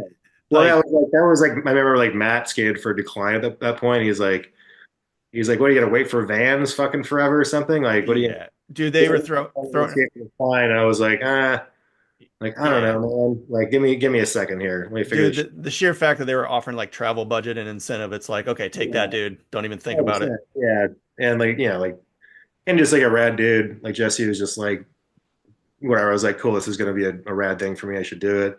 And then really like shortly after that was a conversation like it's like, hey, we want to like do more with you, or we want to like maybe potentially take you on a real trip, and like you just have to find another board sponsor. Oh, that was part of the Oh, conversation. really? Yeah, yeah. Damn. They didn't want to work with Birdhouse. Okay, It Wow. was so also like, it's same thing right around the back of my mind at all times. Like this is fucking it like I'm isn't helping. never gonna get out from this like under this first sponsor kind of thing. Like and Jeremy Klein and Per Wellender tell me it's gonna be should be a stepping stone, like while it's happening. After they've already Yeah, not the best. like what do you whatever. Yeah. Um, So Yeah. High Five starts up. So is Ezekiel and Adidas going at the same time as High Five or yeah. oh, Yeah. so you're kind of I got my high starting. five. It's like I got like a, I thought I got like a pay bump from Ezekiel because Mike was like, and it also like whatever I can say that it's fucking. I mean, he's like, yeah, you should try to find another board sponsor. He was like, so that's like two team managers like telling me I should find another board sponsor, Yeah. and like it was a tough time to leave because I could tell that Tony was really trying to do something in the company. They wanted to stick me around. I was close with people at THI who were like cool to me. They're like this. They just have to hold tight and wait because we can pay Yeah. you pro. That whole thing. But I was like, Yeah. I'm not But gonna do anything at all if I don't fucking leave here, other than just fucking skate for Birdhouse. Like Yeah. yeah, that Yeah. was the point. It's a I had to tough make a position. decision. It you seemed were like you were fortunate you had other people kind of looking out, probably telling you the Yeah, totally. the hard news, right? Right. And Yeah. so yeah, so I remember I remember having a conversation with Todd and telling him I was down, and then Did you have to call Tony? I emailed him. This is sheepish, but like I remember this is Randy. why. Yeah, whatever. He's a busy guy. I talked to him after, but the first thing was an email, like whatever. Like we were about to do a trip, like a Midwest trip, where they were not coming through St. Louis. I was going to meet him in Indianapolis, and we were going to some random Midwest excursion thing. I remember because Joe Hamke was on that trip, the thrash photographer, who was a friend of mine from Arizona and stuff. So I was like psyched. But then like I had that conversation with Todd, like I think the week before with Todd Bratrud, the week before that trip was supposed to happen. So I'm like, fuck, I'm gonna do this for sure. It's like I sealed it, whatever. And so I just felt kind of weird going on the trip. I was also just kind of like there was other things, just like made me fucking just over beyond those trips with fucking for whatever reason. It's like, dude, I know I can imagine the people that are on those trips like, yeah, God. it's just like Is it at that it's point fun, like a big not productive. tour van with with That would have been just like a van, yeah, which would have been sick. Like Joe's my friend. I remember. Not the big tour bus, Matt. You're thinking of like that. yes, this isn't boom boom huck huck situation, right? Like, No. This is like an actual street trip. This would have been. This is like yeah. which something they hadn't even done yet. I'll mention it since the beginning. They went like Arizona and San Francisco for the beginning. Those are like the street skating trips they did, like a few days apiece. All the trips we went on, like the international trips, were just like fucking full on Tony Hawk demo. You know what I mean? Yeah. Like main event, which was fine because that takes all the pressure off. Yeah. It's like we just get to drink some fucking beers and watch Tony like Spin skateboard around. to, like, thousands of people, Yeah. and which is incredible. But like I remember calling Joe Hammy because I was like, "Fuck, I don't know what to do." And I called him and I'm like, "Dude, like I talked to Todd like last week, Bratchford, and I'm like, dude, like I'm pretty much quitting Birdhouse. Like I'm almost certain of it." He's like, yeah. He's like, well, he's like, man, like what else better you have to do go on a Thrasher trip though? like, damn it, you're right. But it's like I just feel weird going on it because it's gonna air out that I'm quitting, that everyone's gonna fucking Yeah, you're gonna not quit or like whatever. It's gonna be like a thing while I'm on it, and like I just rather just like cut the cord and just like move the fuck on. You know what I mean? yeah. You don't want to spend the company's money if you're gonna dip, dude. I mean, come on. Yeah, I started going on the trip, but I'm not gonna like waste their fucking time and money. Like anything I film or do is not going to be a Birdhouse thing. So like, what's the point? I'm just like, maybe it could have been like Thrasher editorial, which would probably with Hammocky for sure. But like, it didn't feel right to go. And then I tried to call him, and then I emailed him because he was busy. And I was like, dude, like this is what's happening. The guy has to shave from the company. Broke it all down. But he's like, dude, like I totally understand. He's like, if I didn't do what I did and quit companies when I wouldn't be where I'm at. He fucking fully was just like gracious about it. Like Yeah. kind of cool. But yeah, I felt bad about that one. That was kind of a rough one for sure. Yeah. But going over to High Five, there aside from just the overall kind of aesthetic being probably more in line with what you're into. Oh yeah, nothing yet at that point. Yeah, like did you get a board straight away? Was it like that? no, Okay. it was like it was obviously like in the plans. I put out a part as an intro video thing. They started like it's like I had to like negotiate. I had to actually talk to the distributor and be like, I'm not going to do this unless I get paid, kind of thing. Sure. I talked to Ty. He's like, you're getting paid there, and I was like, yeah, dude, I fucking fully hit the dude up. Why would you make a I'm not gonna backwards do move? this part unless you start cutting me a check.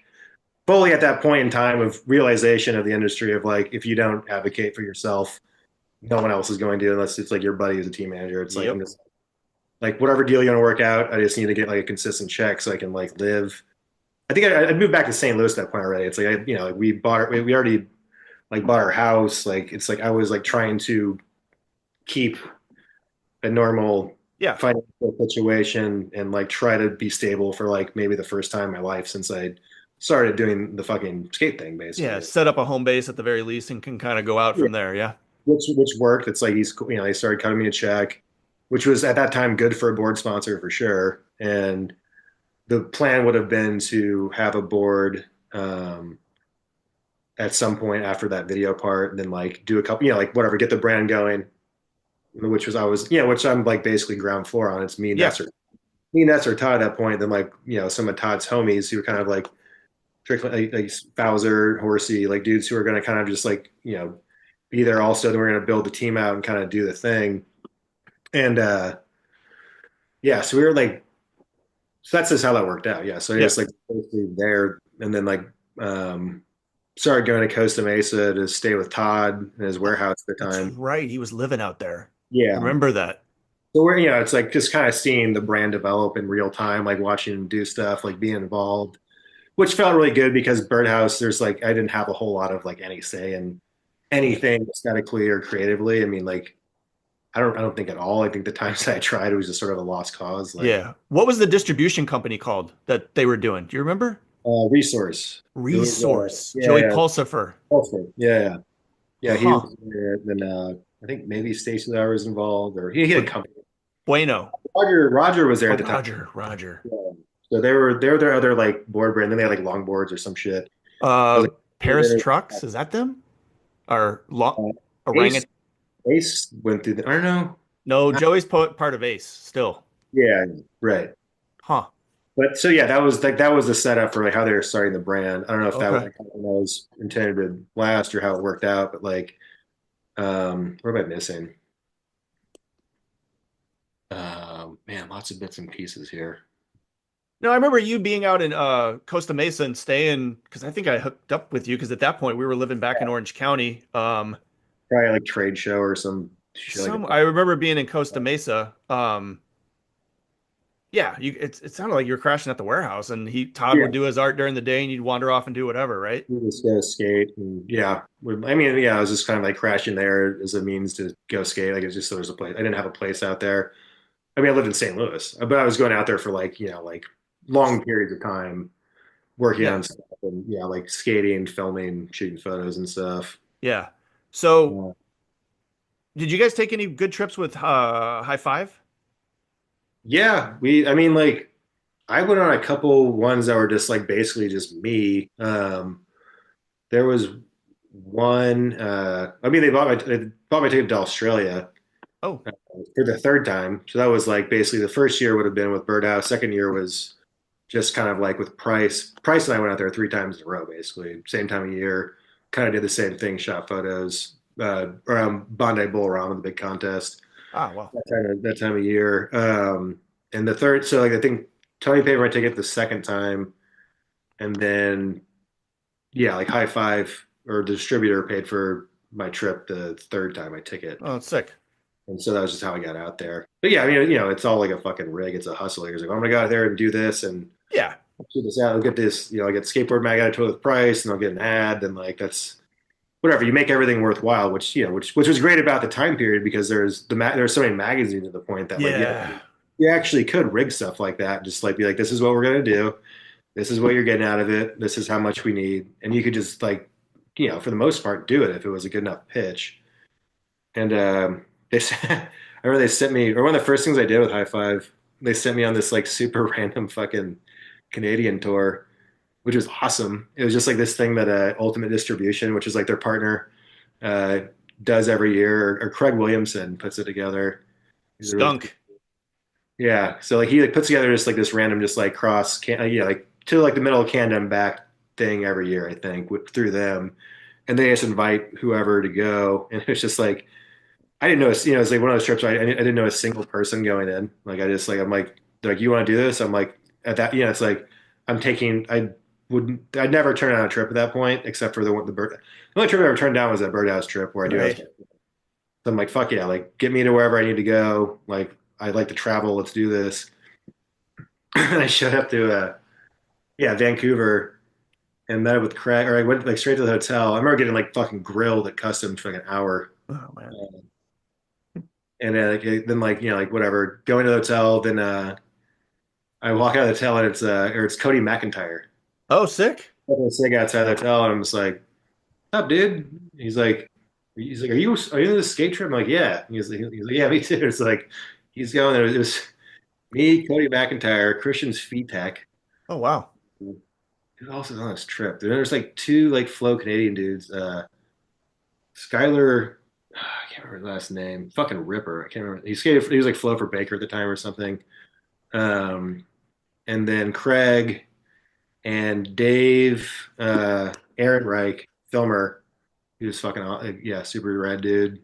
And a couple of these like like random people are just sort of like thrown in this mix to go do this like it's basically to shoot because they were distributing High Five, so it's like I'm gonna go shoot some photos for this article, a Canadian magazine, just to Yep. like get it established in Canada, pretty much. Yeah.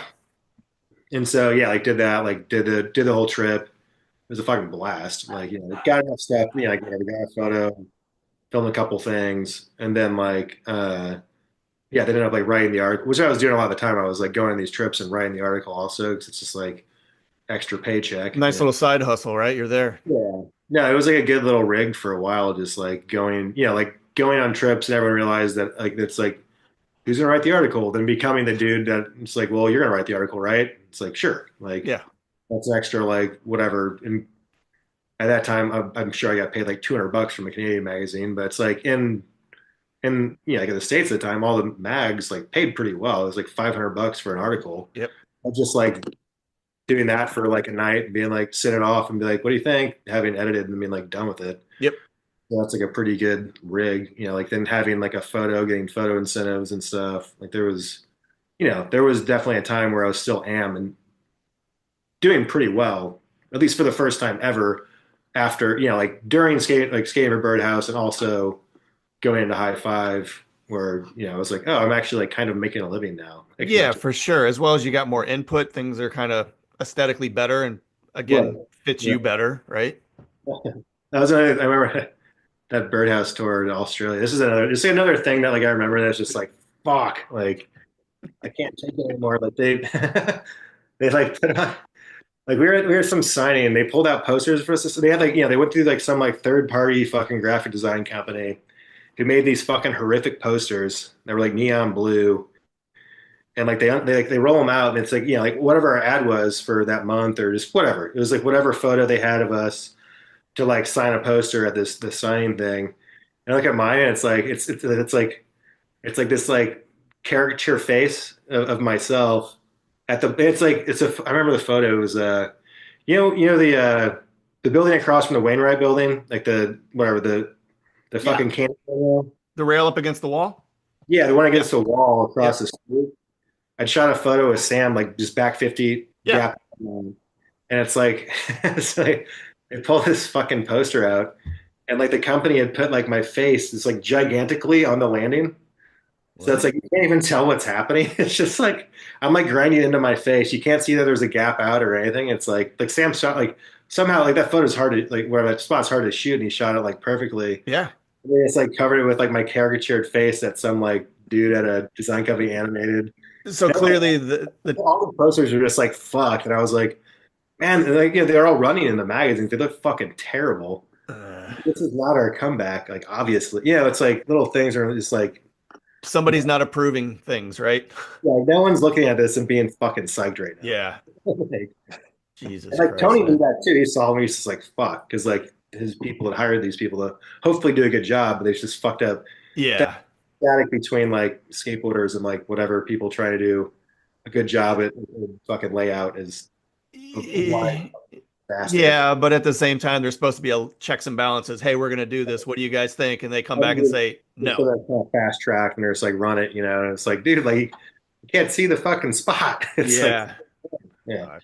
Jesus. Whatever. That's just an aside. I was just like, I guess I'm giving reasons for why I was like just fucking getting, I like understood. Yeah, but so High Five's moving along, but then when does Sin Help happen? Like, and why does it happen for that matter?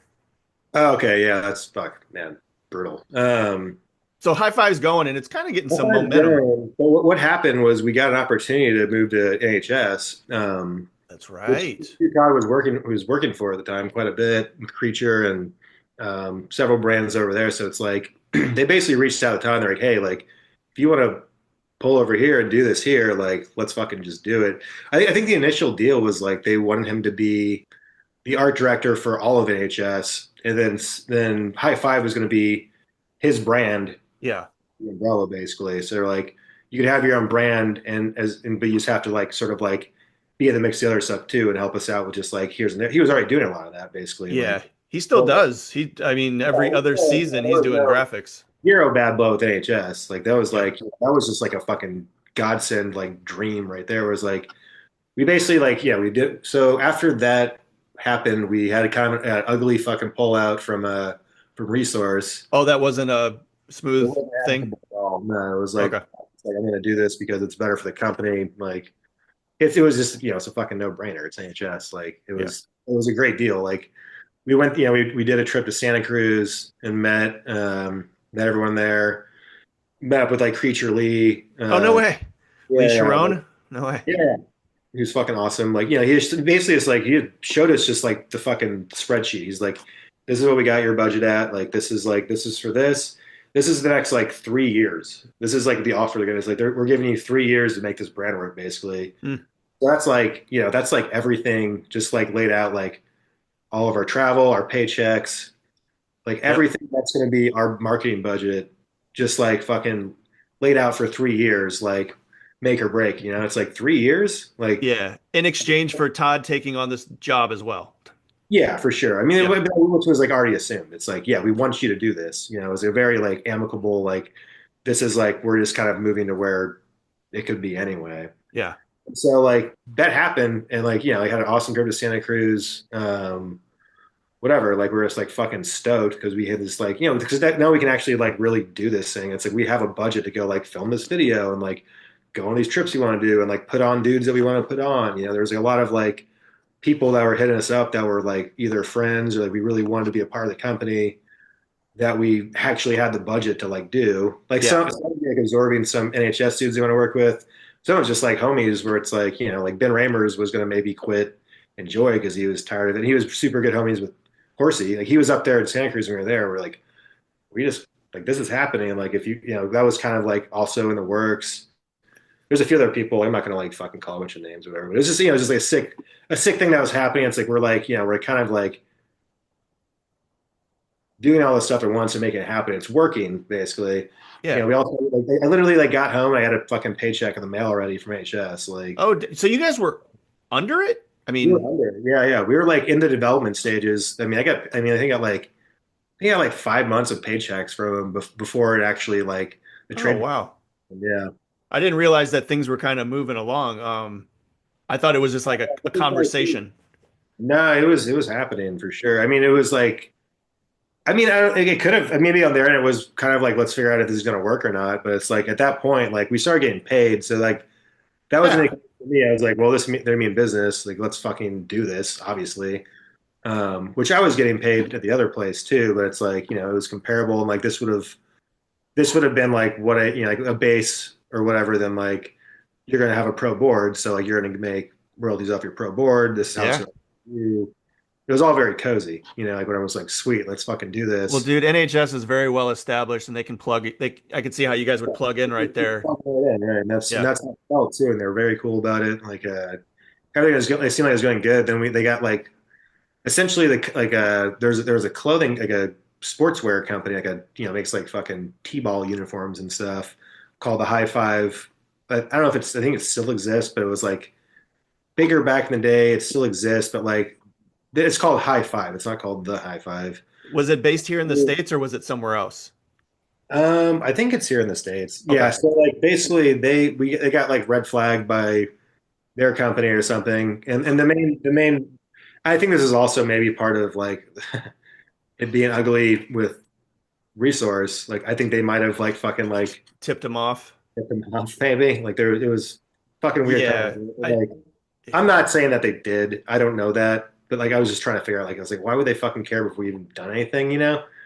So like basically since like we would have been doing a lot like we weren't doing international business besides Canada, I don't think. No, we were doing Australia too, but it's like we were making like a bunch of like clothing with High Five originally, at Resource, maybe some shirts and shit, but it's Sure. like we would have been doing like a ton of international business with NHS, I think, I can tell you that would be accurate. which would have like put us like under the gun for the trademark violation that we got basically. Yeah, I know NHS does have a legal department that would be able to Yeah, I think they see. probably saw that like this is going to be a future conflict. Like that's also a possibility. We just can't do this. Yeah. And So was that the deal? Like, hey, we don't even want to fight this. Like, you guys figure it out, or what?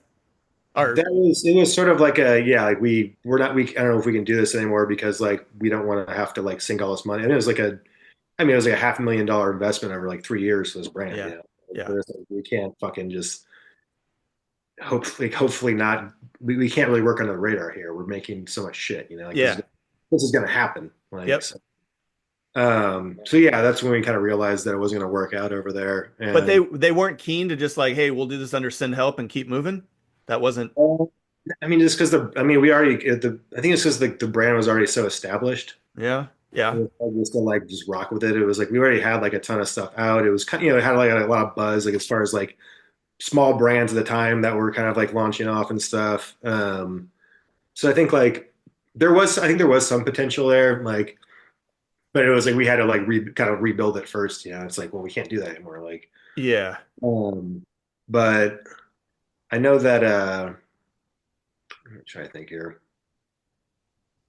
But Uh, did you guys have to make like a hard like high five stops today? Send help starts tomorrow. Was it like that?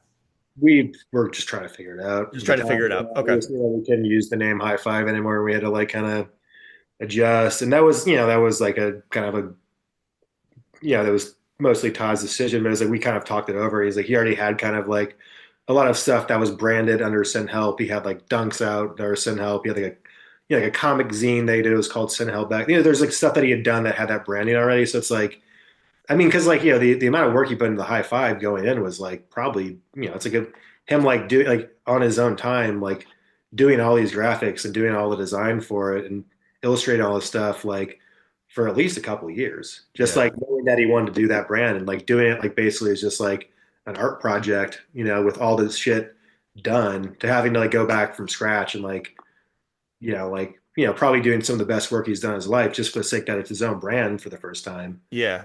Going back Send and having to send help go. is sick though. Like as far Yeah, as like no, by all means, he fucking worked it out like on the art end as he always does. Like he's a fucking genius. But like yeah. yeah, so what we did after that was like it kind of got like send help idea Wait, got did you get a board on high five? no, Okay. no. Okay. Yeah, I did. Yeah, that would have been like probably, like later that year kind of thing. If we would have stayed at NHS, which was Yep. kind of I was gonna put out a part that was a high five part for NHS, and that was gonna be my pro part. And that's what I was filming for specifically. But we were also like gonna like we were working on a high five. We were gonna work on a high five video, and then also I was working on a part to put out before that because we had like a lot of time to film for a high five video. I already had footage saved that probably ended up in like St. Louis or something. Like it would have been whatever I didn't film in St. Louis in that video is probably would have been like a high five like pro part thing. Got it. Was a plan. So yeah, we just kind of reorganized. We had to like reorganize and figure everything out. And uh yeah, there was like some other like kind of like distribution. I like yeah, like whatever. Like I think like he had a meeting with Ed Templeton about Tumyeto at some point. Oh wow.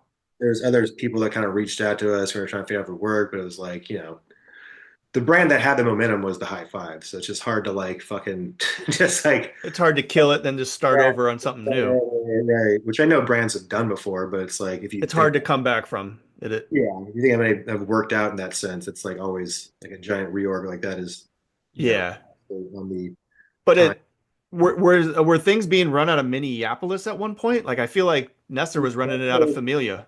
Took it back to Familia, yeah, which Okay. was cool. Like he took that upon himself. He's like, whatever I get shop boards made from here, we can get our boards made. And we still had our boards made in the same place. Like it was either Generator, PS6, like fucking everybody. And so yeah, he was doing that, but I think it was just like an overwhelming amount of like work. I mean, there's like a whole like room at the skate park, which I think he just done the skate park there.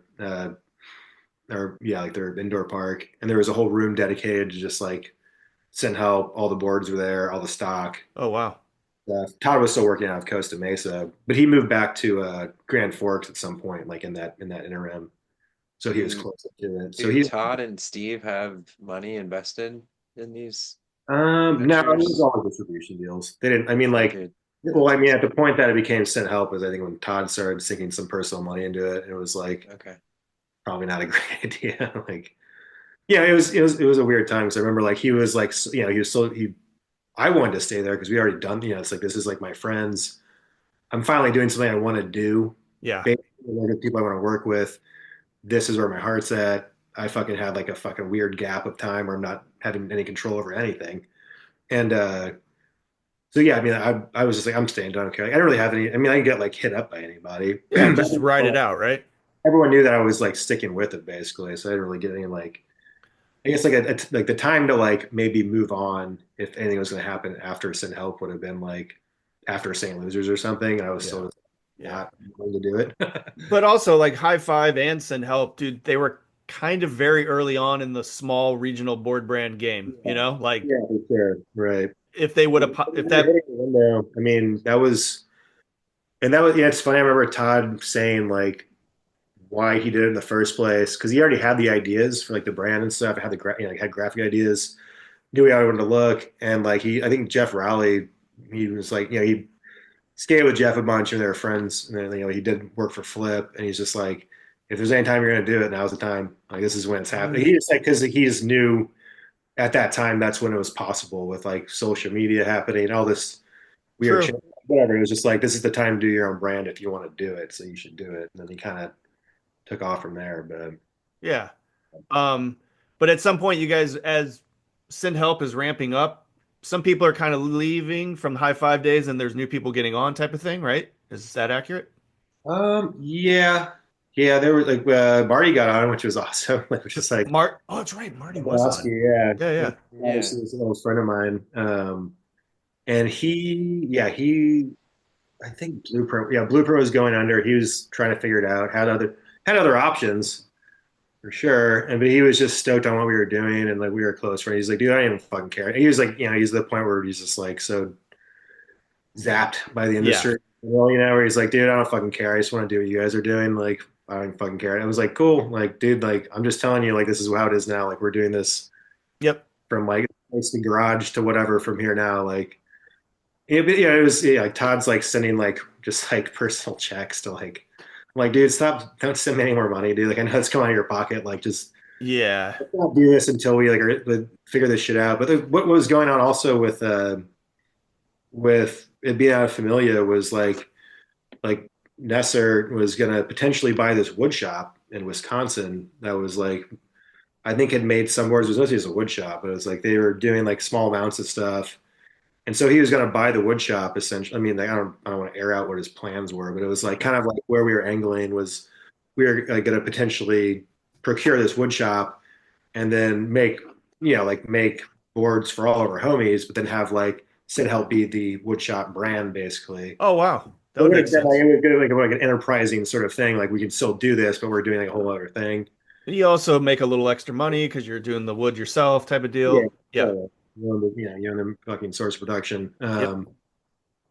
But yeah, like so that was just like something I came across the table. Then I think after that deal, like that fell through or whatever. I think that was Nesser kind of just was like, dude, like like he was Friday. He's writing familiar. He's got kids. He's doing a ton of shit. Yep. Doing a great effort. And yeah, like we just kind of went from there. Like we never really got distribution solidly again. We just kind of did it like made boards, got them out there. Yep. Actually, no, like we did eventually, but it was a long time after.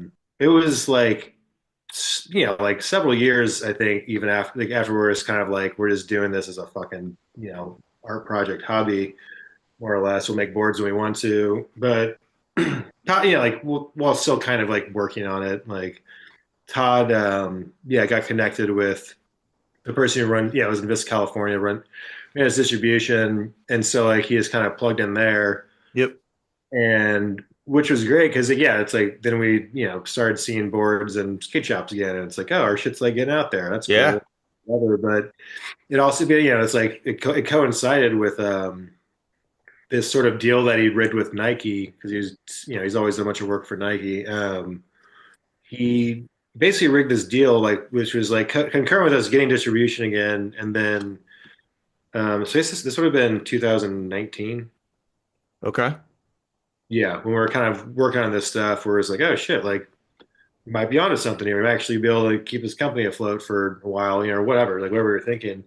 And like like Nike essentially was gonna like have them design. Now that we had distribution, it was have them design a dunk like I think like 2 or 3 times a year. Oh wow. Wouldn't necessarily even been a Sin Help dunk. He's done Sin Help dunks for Nike before. That was kind of why he's cycling back to it.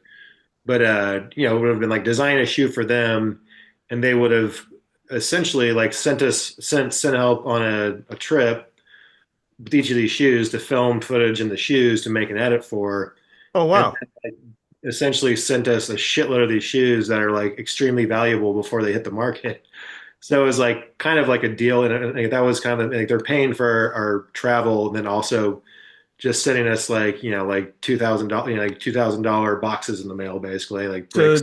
So so you guys can flip them, or are you supposed to wear Yeah, them? I mean, I was like, yeah, they're like, we're going to send you a ton of these things after you make them for us, and then like do promotion for them, and then you can sell them before they come out. Which is like, I don't know if I should say that because like that you're not supposed to do that, but that was the idea basically. Yeah, yeah, yeah, for sure. You sell like whatever, like 8 pairs of those shoes and Well, one. you just fucked your future Nike deal. I'll tell you Yeah, what. that's Yeah, right. We can cut whatever out. Yeah. We can cut Yeah. whatever I out. didn't need it. It's a joke.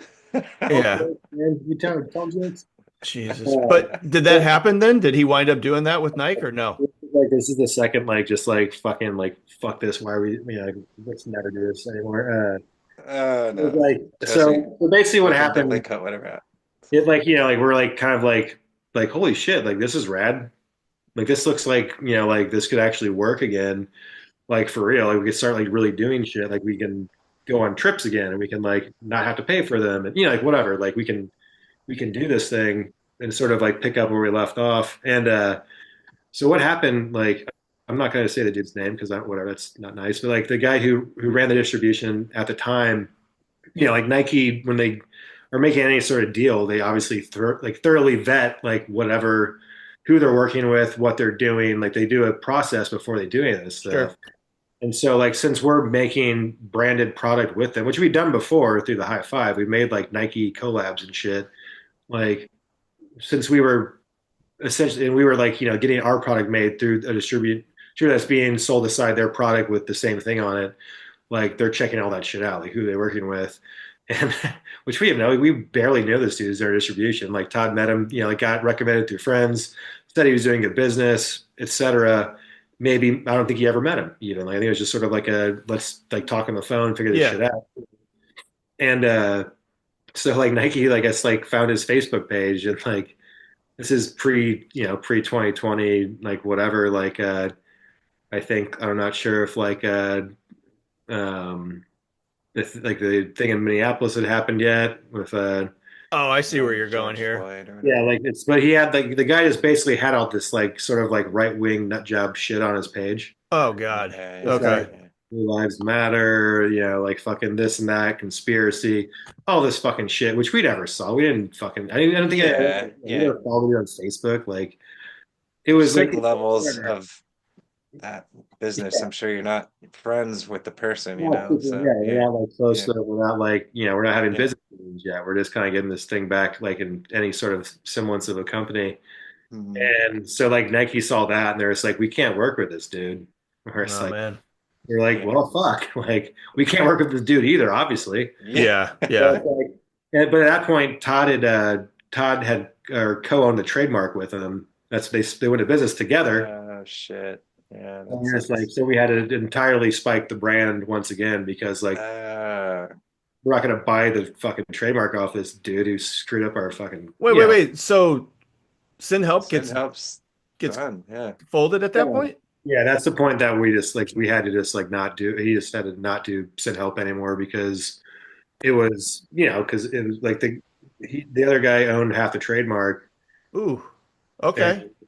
they just so it's just like we were just not we and like like Nike was also going to be kind of like a big part of getting the brand back and like doing the thing, and then like so Sure. it's like we basically just had to like spike Yeah. or Yeah. Todd's decision. He's like I can't do send help Well, because of this Yeah. it adds up. Makes sense Was now. was there part of the conversation like, all right, Sin Help is done, we're gonna do this now, or was it just like everyone was fried at that point? I mean, I was fried. Yeah. I didn't think it was. I would think it was ever going to be a thing again. Honestly, Yeah. Right. I And there was, was a little I was gap, there because right? it's like, yeah, like like Todd would make some boards and he'd send us boards still. Like Todd would still Yeah. would still make boards for different things, and like it was still a rad little project. We got to still do it. We'd still get a run of boards made. Everyone would get boards. Like he'd would still ran like a company, even though it was very much not a company anymore. You know what I Yeah. mean? It was out of his Yeah. shop in North Dakota, which is fucking sick. It's like whatever. Like I already knew that I'm way past my time at that point. This Yeah. is But what was he branding those under? I saw like you or Preston or somebody riding board five? um, no the five V. the V The yeah. V. Yeah. Okay. Which would be what it became after that. So it's number the five is the new company that It's Todd. great. It's a great play on all the having being forced to switch the Yeah, it's names. just whittled down to one Roman numeral. It's great. Yeah. I love it. Yeah. But Yeah, I mean, Todd's it's fucking brilliant. it's not an active thing. It's just whenever something comes up, it gets done under that, more or less. Yeah.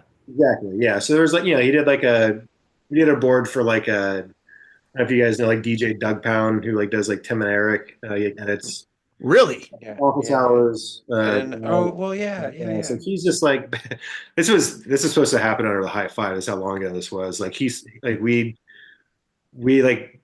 had some mutual friends, and Todd we knew him, but he made a sponsor me tape that was just a fucking joke years and years ago. That's just I don't even know if you can find that anymore, but it's just he edits himself just fucking flying through the air and doing just all sorts of shit, made up tricks. It has it's just a super fake funny whatever Yep. sponsor me video. And so we're oh, we should just sponsor this dude. Obviously, we're have mutual homies and stuff, and so we actually sponsored Doug way back in the day. I remember he rode he had a high five board when he was on an episode of Portlandia or something back in the day. No way. Yeah, we sponsored it. Yeah, we're gonna sponsor him because he put out a sponsoring video. He's getting sponsored. Doug, come on down. The water's great. Right down there is good. Just like that. You ready to get blasted? Yeah.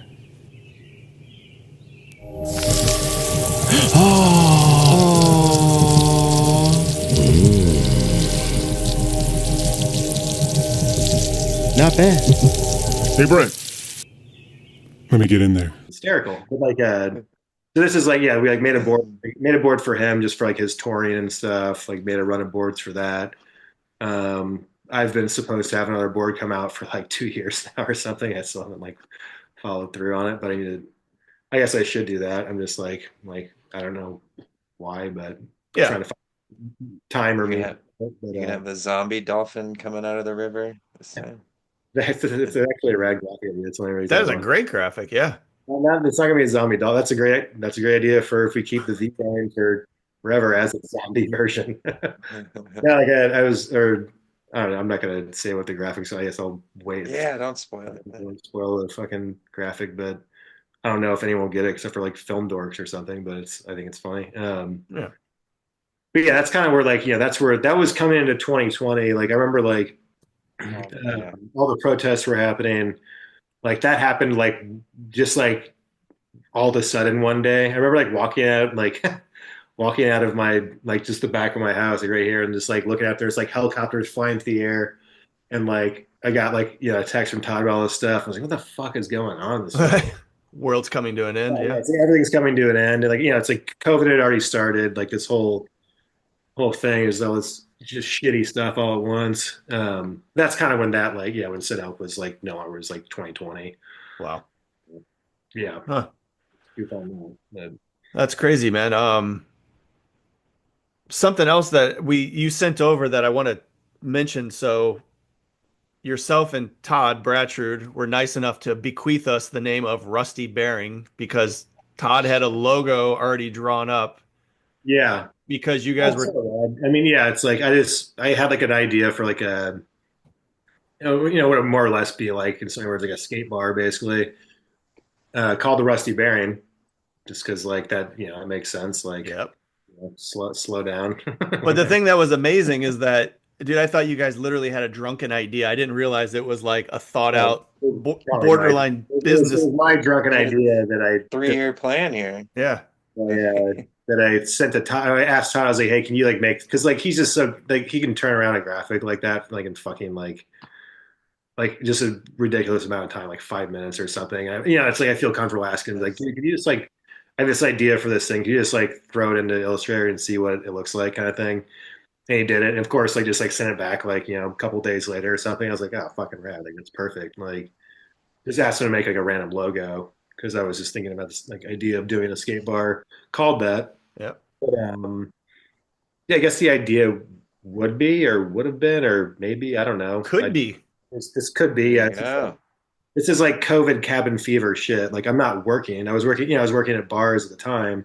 I was laid off, obviously. So it's like I'm just like stewing, like just like writing, trying to like just like think of whatever, like whatever. There's a bunch of thoughts going on, like what's next, like what's going to happen after this kind of thing. And so that was just like something I put down that I had an idea for. But yeah, it's like like whatever, like a bar venue that does like video premieres and does like art shows, like all the stuff that we don't really pick up here. That like say like Escapist gets, they got big enough space, like Yep. a go-to place that's like the supporting business is a bar and restaurant business and not like a skate shop, I guess. Yep. That's Yeah. maybe partially skate shop, like maybe like make shirts and boards or whatever, like make something, like sell some grip tape, just like have something located in the city. Yeah. Yeah. Do everything else that like us some skate shops would do that we don't necessarily have access to just because we have, Jason doesn't have the space in Infinity. Sure. Sure. Well, when you launch the Rusty Bearing bar, Yeah. me and Matt will have like a little media center off to the side where we'll do like live broadcasts. Yeah, I mean, it's like obviously, I mean, it's just funny that you guys had the same name. Which Well, I didn't realize like the reference point was something that was just like I never saw like the dude Rusty. I think that's was a dude or something that you. I don't know, like how. I don't know. no, we Oh, we were all gonna over get- the place with names. we Yeah. almost got canceled. Yeah. Right. I think, yeah. There were some names kicked around that we got negative feedback on, and Matt was flexible. I was not. And then the Rusty Bearings thing came up, and I was like, you know what? That sounds pretty rad. Let's go for it. And then he had a conversation with you, and then holy shit, there's a logo. What? Yeah. No, I just saw. Yeah, I heard that. I heard the name. And I was like, dude, that was like. I thought about it the other night, actually. It was you, Todd. My thought was get that bearings. That was my thought. And you're like, oh, Rusty Bearing. That was like the name of some skateboarder or something, or some like joke name of a skateboarder back in the '80s that I didn't know or something like that. Because it was like something I was like, No. name for a bar. We were just kind of, we had a name, kind of got stressed on it, and then you decide not to. One day, like, get that bearing. I love that like Donovan song and shit. Yeah. I said that to Todd, and that's what you said, Todd, was, oh, Rusty Bearing. I'm like, oh shit. Yeah. Like, Yeah. And yeah. not to send any spoilers, but if St. Louis only provides us so much content, an idea would be to kind of branch out to the other side of the state as well, too, So we didn't want to go the St. Louis skateboarding podcast, like don't want to limit it. A lot of characters. We are officially, I had to look it up once we went with the name. We are in the Rust Belt. And so that's kind of played on that. Yeah, I mean, there's all things that tie into that. That was like, I thought it was a rad name. And it just sounds like a rad bar. And it's like, sounds like a rad bar. Yeah. It's like slowly roll, like go to the bar. So it was an honor. Yeah. Thanks, Todd.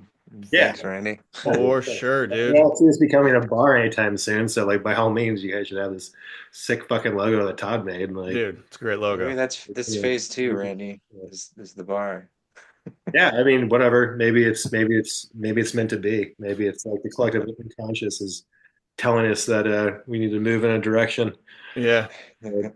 I think it's a sick idea. It's like the idea of just having something that's not, because like everything's based on a skate shop, like all the time. Like whenever we try, we do stuff here. We do like events and just like whenever we try to do something, it's always just some random fucking place we have to just finagle basically. And I'm like, why not just have it be a functioning spot in business where it's like whenever there's something that is available, right?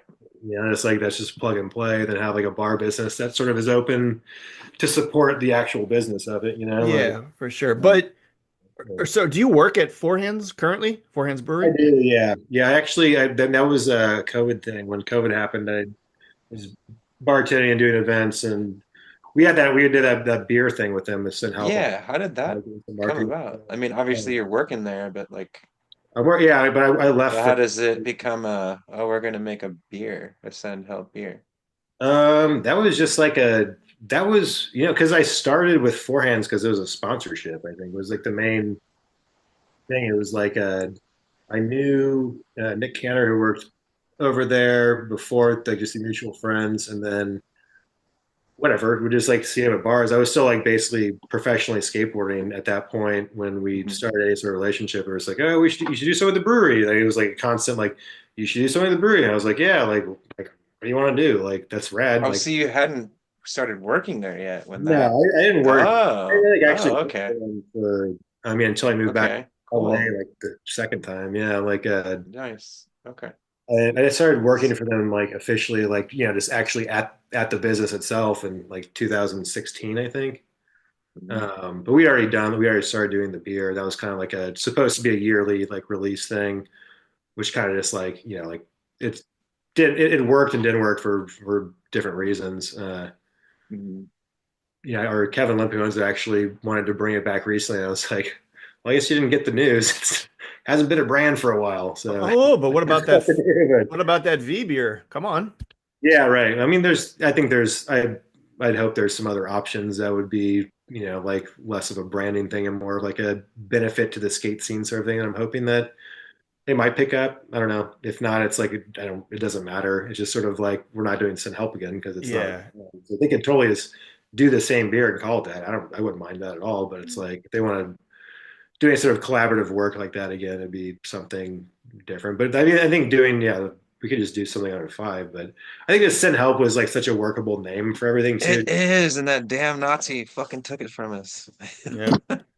No, that was incredible seeing Sin Help beer on the shelves at the local grocery store Oh for that God, I time was so period. hyped. Oh my Yeah. God. It's Yeah, like that was rad. you couldn't find him in St. Louis for a while, and I went on a It did really well. my I mean, wife went on a work trip to Colombia, yeah, and for some reason I was just like, oh, I bet maybe it's out here, and yeah, totally. that's like Yeah, I the guess first that. place I found it when it was hard to find in I St. sent Louis. it. I remember I sent it. Like, that was like part of the deal. I was like, I want to send like a six pack to like all these skate shops that we, like people that we sell boards basically. And Yep. that's what we did. It was like that was the first thing was like we hooked up every account that we had at that time with I think a board to hang on their wall, like a cruiser board, and then a six pack.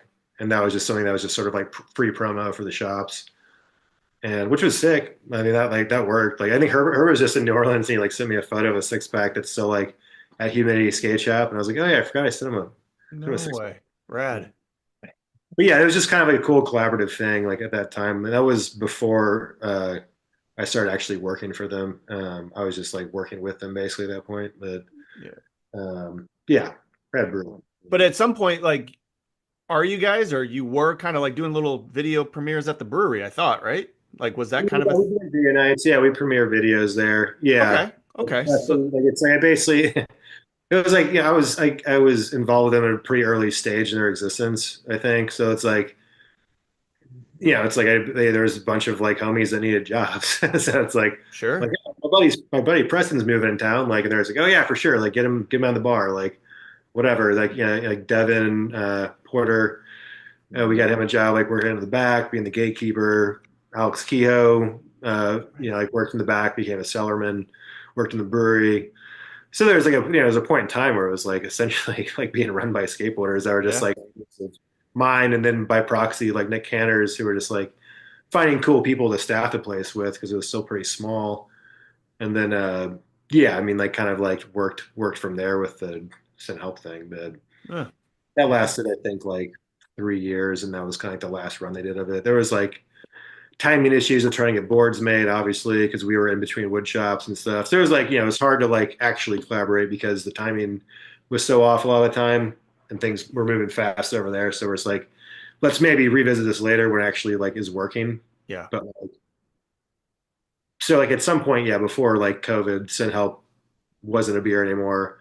Might have come back, who knows? Like Yeah. before it happened, then Yeah. COVID happened. Like then I didn't work there for like 4 years. I mean, Yeah, for sure. That's Yeah. through the world into a little tailspin there for a minute. yeah, totally, like all kind of at once. So that whatever was happening before that happened wasn't happening anymore. Yeah. So you're active. Are you actively pouring beers there now? Yeah, Okay. yeah. I went back about a year ago now, maybe. Sick. Something All like right. that. Yeah. Yeah, it's good. No, it's good people over there. And like I think I actually hit him up just to work some events, like just like do and then I went in for an interview with the new guy who's like the hospitality director, and like it was just like a 2 minute interview. He's like, Kevin and Liz love you. He's like, if you want your old job back, you can have it. And I was like, Oh, that's rad. yeah, because like just like whatever, kicking the can down the road, whatever, like no pun intended, like whatever, like Hmm. just I was like maybe I'm trying to move on. I worked at another bar, or my friend's bar for a couple of years, which is awesome, but it's like late hours, and like, it's like my favorite bar. I'm like doing that thing. I was like, I don't need to be working in my Yeah. bar like for Yeah. my 40s. It's like let's like dial back to like reasonable schedules and like Yeah. whatever. Four Hens isn't like late night spot, right? Like it seems like it. No, I mean it closes at like the latest on the week, like 10 and like 11 on the weekend. It's like Perfect. Oh, yeah, yeah, you're yeah. That's getting, good. you're getting your beauty rest. But Yep. I was not getting my beauty rest at the Whiskey Ring, and so I had to make Yeah. a adjacent move back to my old job. But That's yeah, cool. Yeah, man. But have you been skating much lately or what? yeah, I've been trying to. I feel like I was skating like as much as I possibly could before winter, and that kind of slowed things down a bit. Got really I'm cold. having some like weird like arthritic stuff in my feet and my knees at certain points. They're kind of like taking me on and off, but it's like I'm like totally fine when it's not happening, and then like when it's happening, I'm just like shut down. It's like Is it full like weather related? Is it like that? like that last storm that came through, it's like my left knee fucking hurt, then my right knee hurt, and it was like that whole thing. So it's Yeah. like It's Yeah. so wild, right? That yeah, you just feel it when the front comes through. It's like, yeah, fucking so hell, where bad. did that It's come like, from? real bad. But you Yeah. know where it's coming from, Do but you get it's that like, also? Like, oh yeah. And okay, it'll be cool. like, but I haven't hurt It that comforts me thing now. in years or whatever, you know? Yeah. Yeah, So, I didn't have it. I mean, I like literally went to a rheumatologist, like an arthritis doctor. She's like, "What the fuck's going on? Like, is this really just old age, or is it like something I need to know about? Like, do I have like some sort of like autoimmune disorder, or like whatever? Like, I'm just like get ahead of whatever's happening because it's like it's concerning enough where it's like for the amount of damage I've done, like my shit's in pretty oh, good you're shape. gonna feel it though. Yeah. Like it's like my as far as my ankles and like I never like fucking snapped an ankle or fucking did an ACL like completely. I've strained some stuff, but it's never like been a big traumatic injury necessarily, like Hmm. below my waist. Other Yep. than my that's another story for later. Like yeah, like it's just it's concerning. It's like it kind of took like a year of like a sort of like 5 or 6 years ago. Then I kind of took a year of a break. So I didn't like go back to like pursue medical care for it. Yeah. And then Yeah. it's been happening recently. So I'm just like, And then yeah, you're also barometric pressure. I don't know. you're bar at working in a bar, you're always Yeah, like on on your shoes a feet. lot, drinking a little Yeah. bit. Yeah, Gotta get some running shoes, man. I do. I got the trainers, Todd. Don't worry about it. Yes. All right. Good. Good. I Good. will. I'm graduated.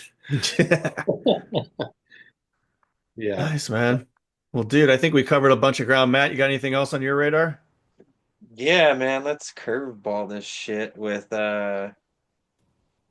let's rewind it a little bit. What was going on with the back 40, Randy? Oh Ooh, shit. good Yeah. question. There you go. I don't know. I mean, like I was. Shit. I forgot about the back 40. I was It just was when it was happening. I was just stoked on it because I was friends with all those dudes, or Mark and Kenny and Chris, and like I remember. I think I just like, or you know what? This happened when I this would be like a leaving Adidas kind of thing. Really, would be after Adidas stopped sending me shoes, which was I may got shoes for them for like 5 years or something. It was like a long stretch, and it was kind of like a team management like it's like oh my homie's not working for them anymore. And now it's like Some random. someone in Germany running but I made the cut somehow. Like after like, or it was Jesse Bracewell and George Cutright, my dear friend, who were the team managers before that. Then it got sort of like when they weren't team managing anymore, it was a dude in Europe kind of interim. And I think Skin Phillips took over the role for a little bit. Hmm. That was like when like I didn't like, or I think I tried to send an email kind of thing, and like just like digging a response. I was like, I think I'm cut. Like at that point, I was like, I don't, because like it's like I think I had met Skin maybe twice or something. He was really dude, but it's like I don't think at that point, yeah, it was like also like my stock would have been so far down after like just the high five stuff where it's like I wasn't as present as I was before, you know. Yeah. So it's like I was like cool, but then I hit up Mark because I just uh you Bart know Johnson. Bart Johnson, yeah, Yep. and he was just kind of like a like whatever, like a here and there like buddy and like just like supporter, and I hit him about Lakai. And I was like, dude, like I'm just gonna try something else out. It's like I don't get Adidas anymore. Like it was just funny because he didn't go to Adidas. That's Sure. like, he had to me up with Lakai in the first place necessarily, or send me over to. I think Daniel Wheatley was the team manager at the time, so he started with Lakai. So I was like, cool, I have shoes again. That's good. Like it was a pretty quick transition. It was like maybe a couple months. I didn't have any. It was like I kind of remember that. Yeah, that you yeah, got I the Kai started with really quick Lakais and after the ran that for Adidas quite a and stuff. while until Daniel wasn't the team. I mean, it's always like it's always a relationship with people, you know. It's like it was like I know Daniel and he's cool and like he's gonna hook me up and like it's like oh it's some new kid I don't know like and like this is going this way like I don't really care anymore either. I'm not gonna even Sure. whatever. But um, what was the question again? I went on. Back 40. Oh Yeah. yeah, like No, I didn't what like. That was like I mean that even that was what like even what that was even like was that it was the goal with Forty was it? like this dude's version of like Send Helper or like whatever, like just like garage company. You know, they're just like doing it for. Okay, but was it going to be clothing or something? Yeah, I mean they sent me like some shirts and stickers and whatever, which I was stoked. I just thought it was awesome. I was just stoked as like, their website was funny. I was just stoked those Oh dudes. God, it was rad. Yeah, like and yeah, like you know, I knew Kenny pretty well through Nesser and just going on trips and stuff, and he's like fucking awesome. Like um, yeah, so I was just like psyched what they were doing. I didn't know if it was gonna be a thing. I was just like scared of those dudes a little bit. And Mhm. after I was like Mark, I think Mark was like, dude, I'll send you some fucking shit. I didn't even know if it was like a real thing or they were trying to make it like an actual company or not. It was I just know I could never get a read on like what yeah, yeah, what's going on. which is I think what they Just were read doing. them. Like, they just making Yeah, stuff. Like I was like, I love some of that shit you're making because I think it's fucking awesome. It's Yeah, it was hilarious, right? There was this funny stuff. yeah. yeah, yeah. A They're couple making. skits and stuff, and I still have some of those shirts, you know, like whatever. But yeah, that was just a random like whatever errant like homie hookup thing. I think this yeah that would have been around like I guess trying around to like remember. Losers came out or something or I guess I would Yeah. have like something going for myself that point. I was like put out a decent part or something like Sure. yeah, I remember like meeting up with Chris and Mark at Beeble's place or is that the park where they call it Beeble's everyone Yeah, a little skate park. skating with those dudes and I was out there for some random something maybe I don't even know what I was out in LA for but like yeah we're talking to Mark and he's like dude he's like that St. Losers part that should have been fucking front row and Thrasher man like what the fuck I'm like man, That's like, I sick. don't know. Like skateboard, it's like Skateboard Mag basically like built my career for me. It's like those dudes took me up like with fucking everything. Like they Yeah. wanted to post a video first. Like I don't know. And he was like, I'm just like, dude, what am I supposed to do, man? Like, Well, yeah, as of right now, it got some shine with Jinkum last week, right? You saw that? oh man, fuck, yeah. Kudos to Gabe. That's Yeah. well fucking Yeah. regard for sure. That's rad. That was yeah, Christian Sinrad, dude. I know, you know, a little bit. Super good dude. But number five, fuck, that's fucking high praise.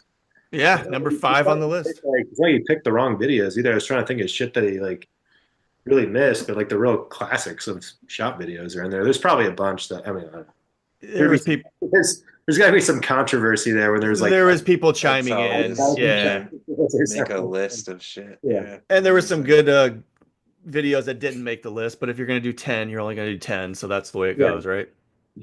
Two Missouri videos. I mean, come on, guys. 2. Oh, was there an escapist vid? Capers, you're right. Red and yellow is in there too. I think Red and yellow. Yeah, Yeah. dude. Yeah. heavy number 6, dude. Like we're no way. Yeah. Well, AC for the first time in our lives. might not be able to get a lot right, but we can make a hell of a video, apparently. Yeah. Yeah, that was sick. That was a good, Yeah, good. nice work, Well Gabe. deserved for Gabe. Fucking what a, what a For breath sure. of fresh air he was to the skate scene here. And so Yeah. many. I don't even think there was anyone filming when he started making those videos. Yeah, man. I Yeah. mean, that's definitely why I gravitated to Gabe, or just in general, just because the high five shit ended, and I didn't really have anything to focus on, and I wasn't like planning on filming a part for that video at all. Like, it was like something that like came because of that. And I saw like some of the footage, and it was like like Joe Jackson's filming a part. Like I'm like, holy shit! I'm obviously skated with Joe for my entire life basically, and just like whatever, seeing the footage that people had, just like the little stuff Gabe would show me, I was like, I need to fucking just do this. Give it Like, a go. Like put a little effort in yeah, there. it's like whatever. Like, I mean, just it's like at that point, it's like doing a shot video is like I mean, like not really, but it's a backwards regression. And as far as an industry standard goes, is if you're doing something like you want to be contributing to a brand or like a company that's going to pay you at that point, or Sure. whatever professional level, like that's at that point, it's like I just want to do something with my friends and like not fucking care with this Yeah, shit. and might as well give it a good shot too, right? Don't just half-ass it. Yeah, totally. No, and that was like fucking the best experience too. Like, yeah, there was like, like it was like, well, there's like me a high five video. Like, I don't know what I'm working on anymore. Like, I've had all these plans, now they're dust. So it's Yeah. like, just, yeah. I had this canyon alley in mind, but where am I gonna put it? Where am I gonna throw this clip? That was I already knew I was going for Gabe's at that point. That was Yeah. later Oh, along. that thing down at the riverfront, yeah? Yeah, I think that was Gabe's find too. I think Gabe found that spot, or at least like It's he knew that it was like empty at that point, which like it doesn't happen. That thing's never Because the done. river has to be so low, yeah? Yeah, and like there's usually just so much trash and shit in that in whatever gift section there is there that it's like it's never happened since it. It was like the biggest drought we've had in years or something.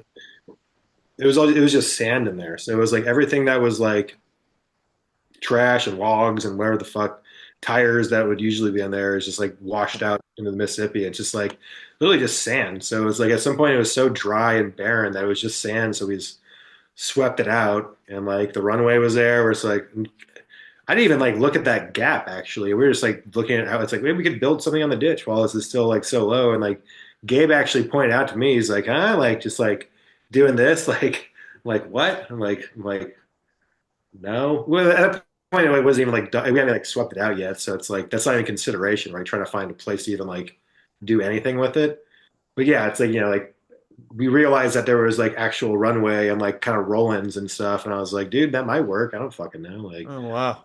cleaned it up and I was like, like I took a few cracks at it. I was like, that could work, but I went back there, I think 2 or 3 times for that. It was a yeah, I got to see you try it once. It was like monster truck pretty wheel. Well, pretty dude, wild. that's kind of fortunate that the water stayed down that low to do that. I mean, one solid rain and then you're done, right? Oh yeah, 100%. I mean, we went back pretty. I think it was in the Yeah, time like 2 weeks or something. It was pretty I quick. almost want to say what you I remember pretty much almost did it the time I watched you, and then I snapped my I tail. think the impact or something was yeah or whatever, Yeah, right? And snapped my tail. Like I remember and then I heard you did it like the next weekend or whatever, I just think right after I next time you tried it. bigger Yeah, wheels or something like that I would like usually skate, and that like made it work. But yeah, I it always was cool to see live, and then yeah, footage is awesome I too. tried to 180 it, or I was like ate shit. I was like, I'm not trying anything else over this. Like, any ever. One's enough. Yeah, it would have been cool. I mean, like, that's the kind of thing where it's like pushing at it is like fucking rough, but it's like it's the kind of spot where I feel like if that was always a spot and like dudes came to town, like getting towed in or something or doing whatever, it's like shit would just be like people would figure it out. People would be doing shit over it. Yeah. Other tricks would happen, but Yeah, never happened. I mean, like, yeah, it's you have to drain the river now. Drain the river. It's Jesus. not going down anymore, guys. I don't think. Yeah, it's gonna be a long time before that happens. Yeah. soggy. Yeah. Nice. I mean, I still have a ton of stories. I don't know how much. It's like there's so many gaps in the process of. Well, I definitely was thinking about yeah, back 40 after we sent you the list or whatever. Yeah, that was just like a rant. I was just like I was just homie as those dudes. That was I don't think that was ever intended to be a thing. I was probably rocking it a bunch, so I was stoked on it. But I don't think it was like a Yeah. like we're gonna have a company and you're gonna be on it. Like Yeah, just I cool think I to was actually be getting like boxes from like associated with those like pretty heavy hitting folks, you know? Yeah. yeah. It's just So, pretty no, it was much definitely a like big a hope. honor. It Yeah. was like a thing that you'd hope to work out kind of thing. Like yeah, I gotta Yeah. figure this shit And out. yeah, it was funny the irony you pointed out that yeah, Mark Yeah, Johnson then goes to Adidas. yeah. Yeah. Yeah. Fuck. Well, I mean, it's fun. Well, also, I mean, also like Paul Shire is the current team manager, and he's like I've known Shire for a long time through Marty, and like we're like buds. Like that would have been cool. I think it's just at the time, like obviously it's like wasn't gonna work. It wasn't gonna happen anymore. Like I was not in any real communication with him, so I was like, this isn't gonna happen anymore. Obviously, like I'm getting like softly let go Yeah. Getting the nudge. in the Yeah. nudge. Yeah. I think I was sold skating Adidas and St. Losers. I don't remember. Yeah, it Yeah. was. Yeah, it was. Yeah, so I don't know. I guess I was still getting Adidas then. So I guess I was still like skating a lot. It's weird that I didn't keep getting it, but I think it was just totally like a company shakeup thing. Like, Dude, those big brands go through that every 15, I think 12, 15 years. I made it through a lot of those over there. So Yeah. I'm over that. Like, I mean, I remember there was like I think the newer or the dude who was working out of Europe told me that like I made it from like it was like 100 like flow dudes to like 25. And I was Wow. still like considered like more like up here, like don't get rid of him. And I was like, sweet, like yeah, it thinned out quite a bit at some point. Well, dude, at this point, Adidas doesn't even have skateboarding on their website as an example. Like, yes, you can dig around and find shoes, but it's not. At that point, not getting on the team because like the time had passed of like having a board sponsor that was like advertising and like doing all this stuff. So I was like just happy to still be getting shoes kind of Sure. thing. Yeah. Like the political environment of like what gets you onto these companies is pretty like of the moment and like has to be like basically aligned perfectly. Otherwise, you're kind of fucked no matter what you're doing, basically. But Yeah, we are in the middle of a fucked time right now. yeah, I don't So, know. Yeah, I wouldn't know. I'm pretty out of the mix. Like yeah, there's a lot of global. Aaron Laird sends me some wheels sometimes. Like There you I go. send me some boards sometimes. I'm not really. I haven't like hit anyone up for product in forever. It's like skating whatever. But Yeah. any shoes out there? Shoes are nice to have for free. That's something you realize when you don't have them for free anymore. Yeah. Boy, yeah. I'll send you some Instagram clips. Yeah, there you go. Freaking there's this trilogy video that's unreleased. Hey, you had some Thrasher clips like in the past couple years. There you go. Send that resume off. Oh yeah. I think the internet's back to like where it used to be. It doesn't count. I think it's like, like Doesn't somehow count it doesn't anymore. count again. Yeah, you do have to put Like, it would on you your have a clip in? Like, social. was it a full part? It's nothing. Yeah. Jeez. Yeah. The media. God, yeah, social man, that was a straight. That whole time period was fucking weird, man. That's just like when everything just kind of the bottom fell out of everything. Like that was Yeah. going on at the same time. I think High Five was kind of that happened or whatever. Then it's like everyone's got an Instagram account. I think I was like pretty hard boycotting that too. Like I was like, I'm not Wow. fucking doing this. Like fuck Yeah. this. You know, like Yeah. realized instantly like just what it would do to the industry. I mean, like whatever. It's like there were still magazines at that point. Yeah, then like that Yeah. happened. And it's like one by one. Like what Yeah, else? let me get your guys' opinion on this. This seems to be happening right now is that now you need to have a very active YouTube channel. That seems to be where everyone is going that Yeah, right. direction right now. Right. If you like did it at that time, like you fucking became a millionaire off like some fucking Yeah. ass shit, basically. And it's Yeah. Yeah.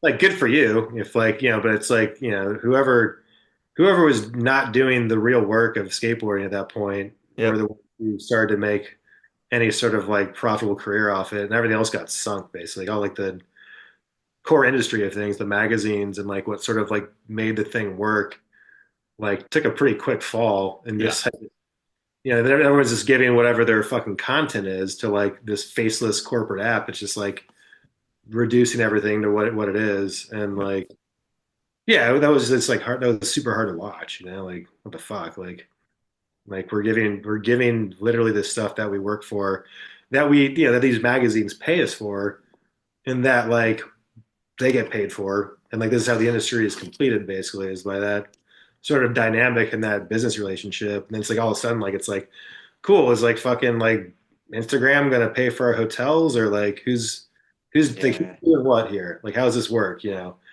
So just like, that's when it became more of like the individual, like you have to be your own fucking brand or personality. Whatever, that kind of shit was just so fucking obnoxious at that time and just sort of like, yeah, I don't know. I Yeah. think for me it was like it sucked because I had like already done all that legwork, to like just like even get in at all, being from Yeah. where I was from. Like doing it the old fashioned way kind of thing, like fucking having to deal with whatever it takes to meet those people and fucking earn any respect and get to wherever you're actually able to make any sort of living at all. Yeah.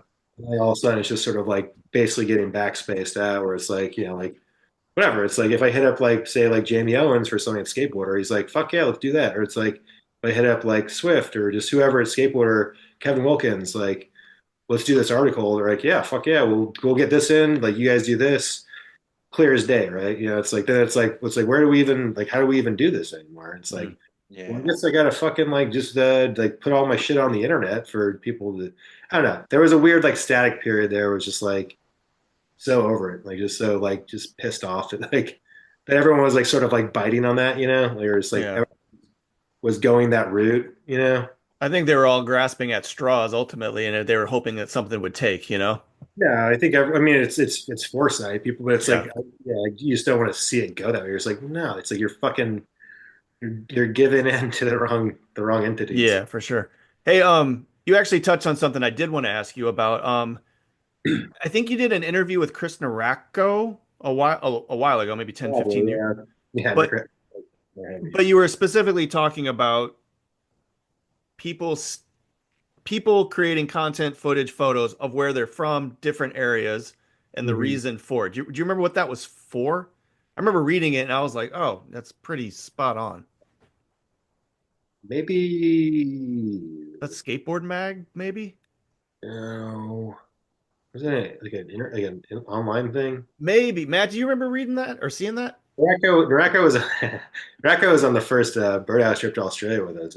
I sat him next to the airplane. He was my roommate the whole time. Oh, Fucking wow. Nice. Yeah. No, just an aside, but I think hold on. I think that was like I think he was working. I think it was like an ESPN thing actually. Okay. That was oh like yeah, yeah, yeah. whatever. Another example of skateboarding going out Yeah. to the corporate realities of the No, world. but dude, the way that you articulated, like, I don't want to say it was like, hey, I'm sick of looking at pictures in LA, but like things look visually and aesthetically better if it's kind of off the grid or where you're from or where you're comfortable with or Yeah, something well, along those there's just lines. something more authentic or like just more Yes. integral to like the process there than like I mean like even whatever I did the thing like I fucking got paid to travel and got my shit paid for to go skate like fucking other places and like spots it's like I don't want to fucking be in St. Louis my whole life. Sure, If sure. there's something that's like more authentic and more like just like understandable, relatable to see someone, or maybe even having to skate spots that are only like in your zone, or like not being necessarily just like catered to. Like I'm gonna wait till I'm in fucking like wherever to film this trick. Like having to use something or having to work minimally, I think is really Dude, inspiring. the perfect example of that, Daewon San has made his skateboard career in basically a 20-mile Oh radius. yeah, like Like, Torrance and like that is insane. It's all the South Bay. South Bay. I don't use Yeah. fancy. Yeah, Um, that's yeah. the perfect example of, and Totally. especially someone that can adapt to it. Yeah. Right. And I think that's like, I mean, like that'd be like Joe Jackson here. Like Joe doesn't fucking travel. Like he just like has done, he's seen like every inch of the city and it's like he maximizes on it. I think that's like way radder to watch and more inspiring than seeing people just like, I'm gonna wait till I get to like Barcelona or wait till I get to China to skate that rail to do like my trick I want to do on it. It's like, I don't know. Or just like having to adapt to that is, just you're having to do it the way everyone else has to do it, I think, is Yep. the thing. Like that's the level playing field of things. Like when you get to the point where you're like which is people should have careers for skating or whatever. It's like get to the point where you're traveling and like cherry picking spots and like being carted around basically to other people's spots necessarily where it's like you didn't have to really do any lead work on that, any leg work. It's like you're not putting a whole lot in it. You're just showing up and like, I'm into it, or I'm not into it, like whatever. Yep. Like, yeah, I think that's just like I don't know. That's the kind of skateboard I like to watch. I don't think it's Definitely.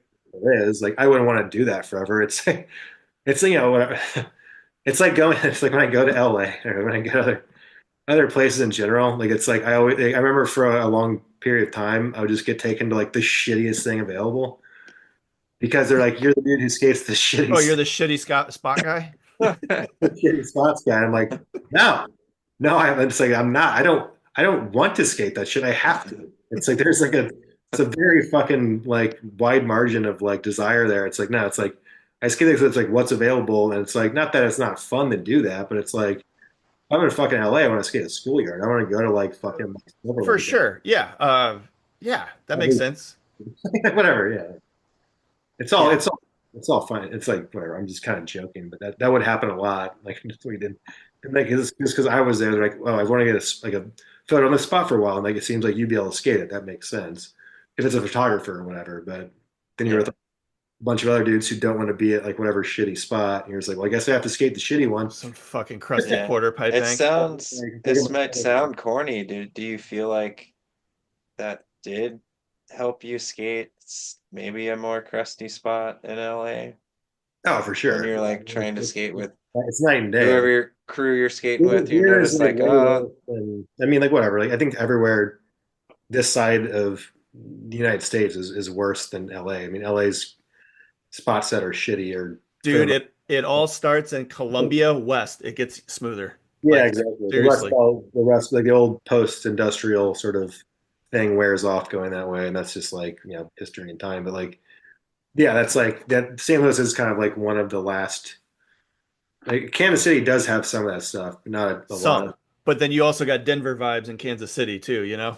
There's a lot of newer development and so Yep. on.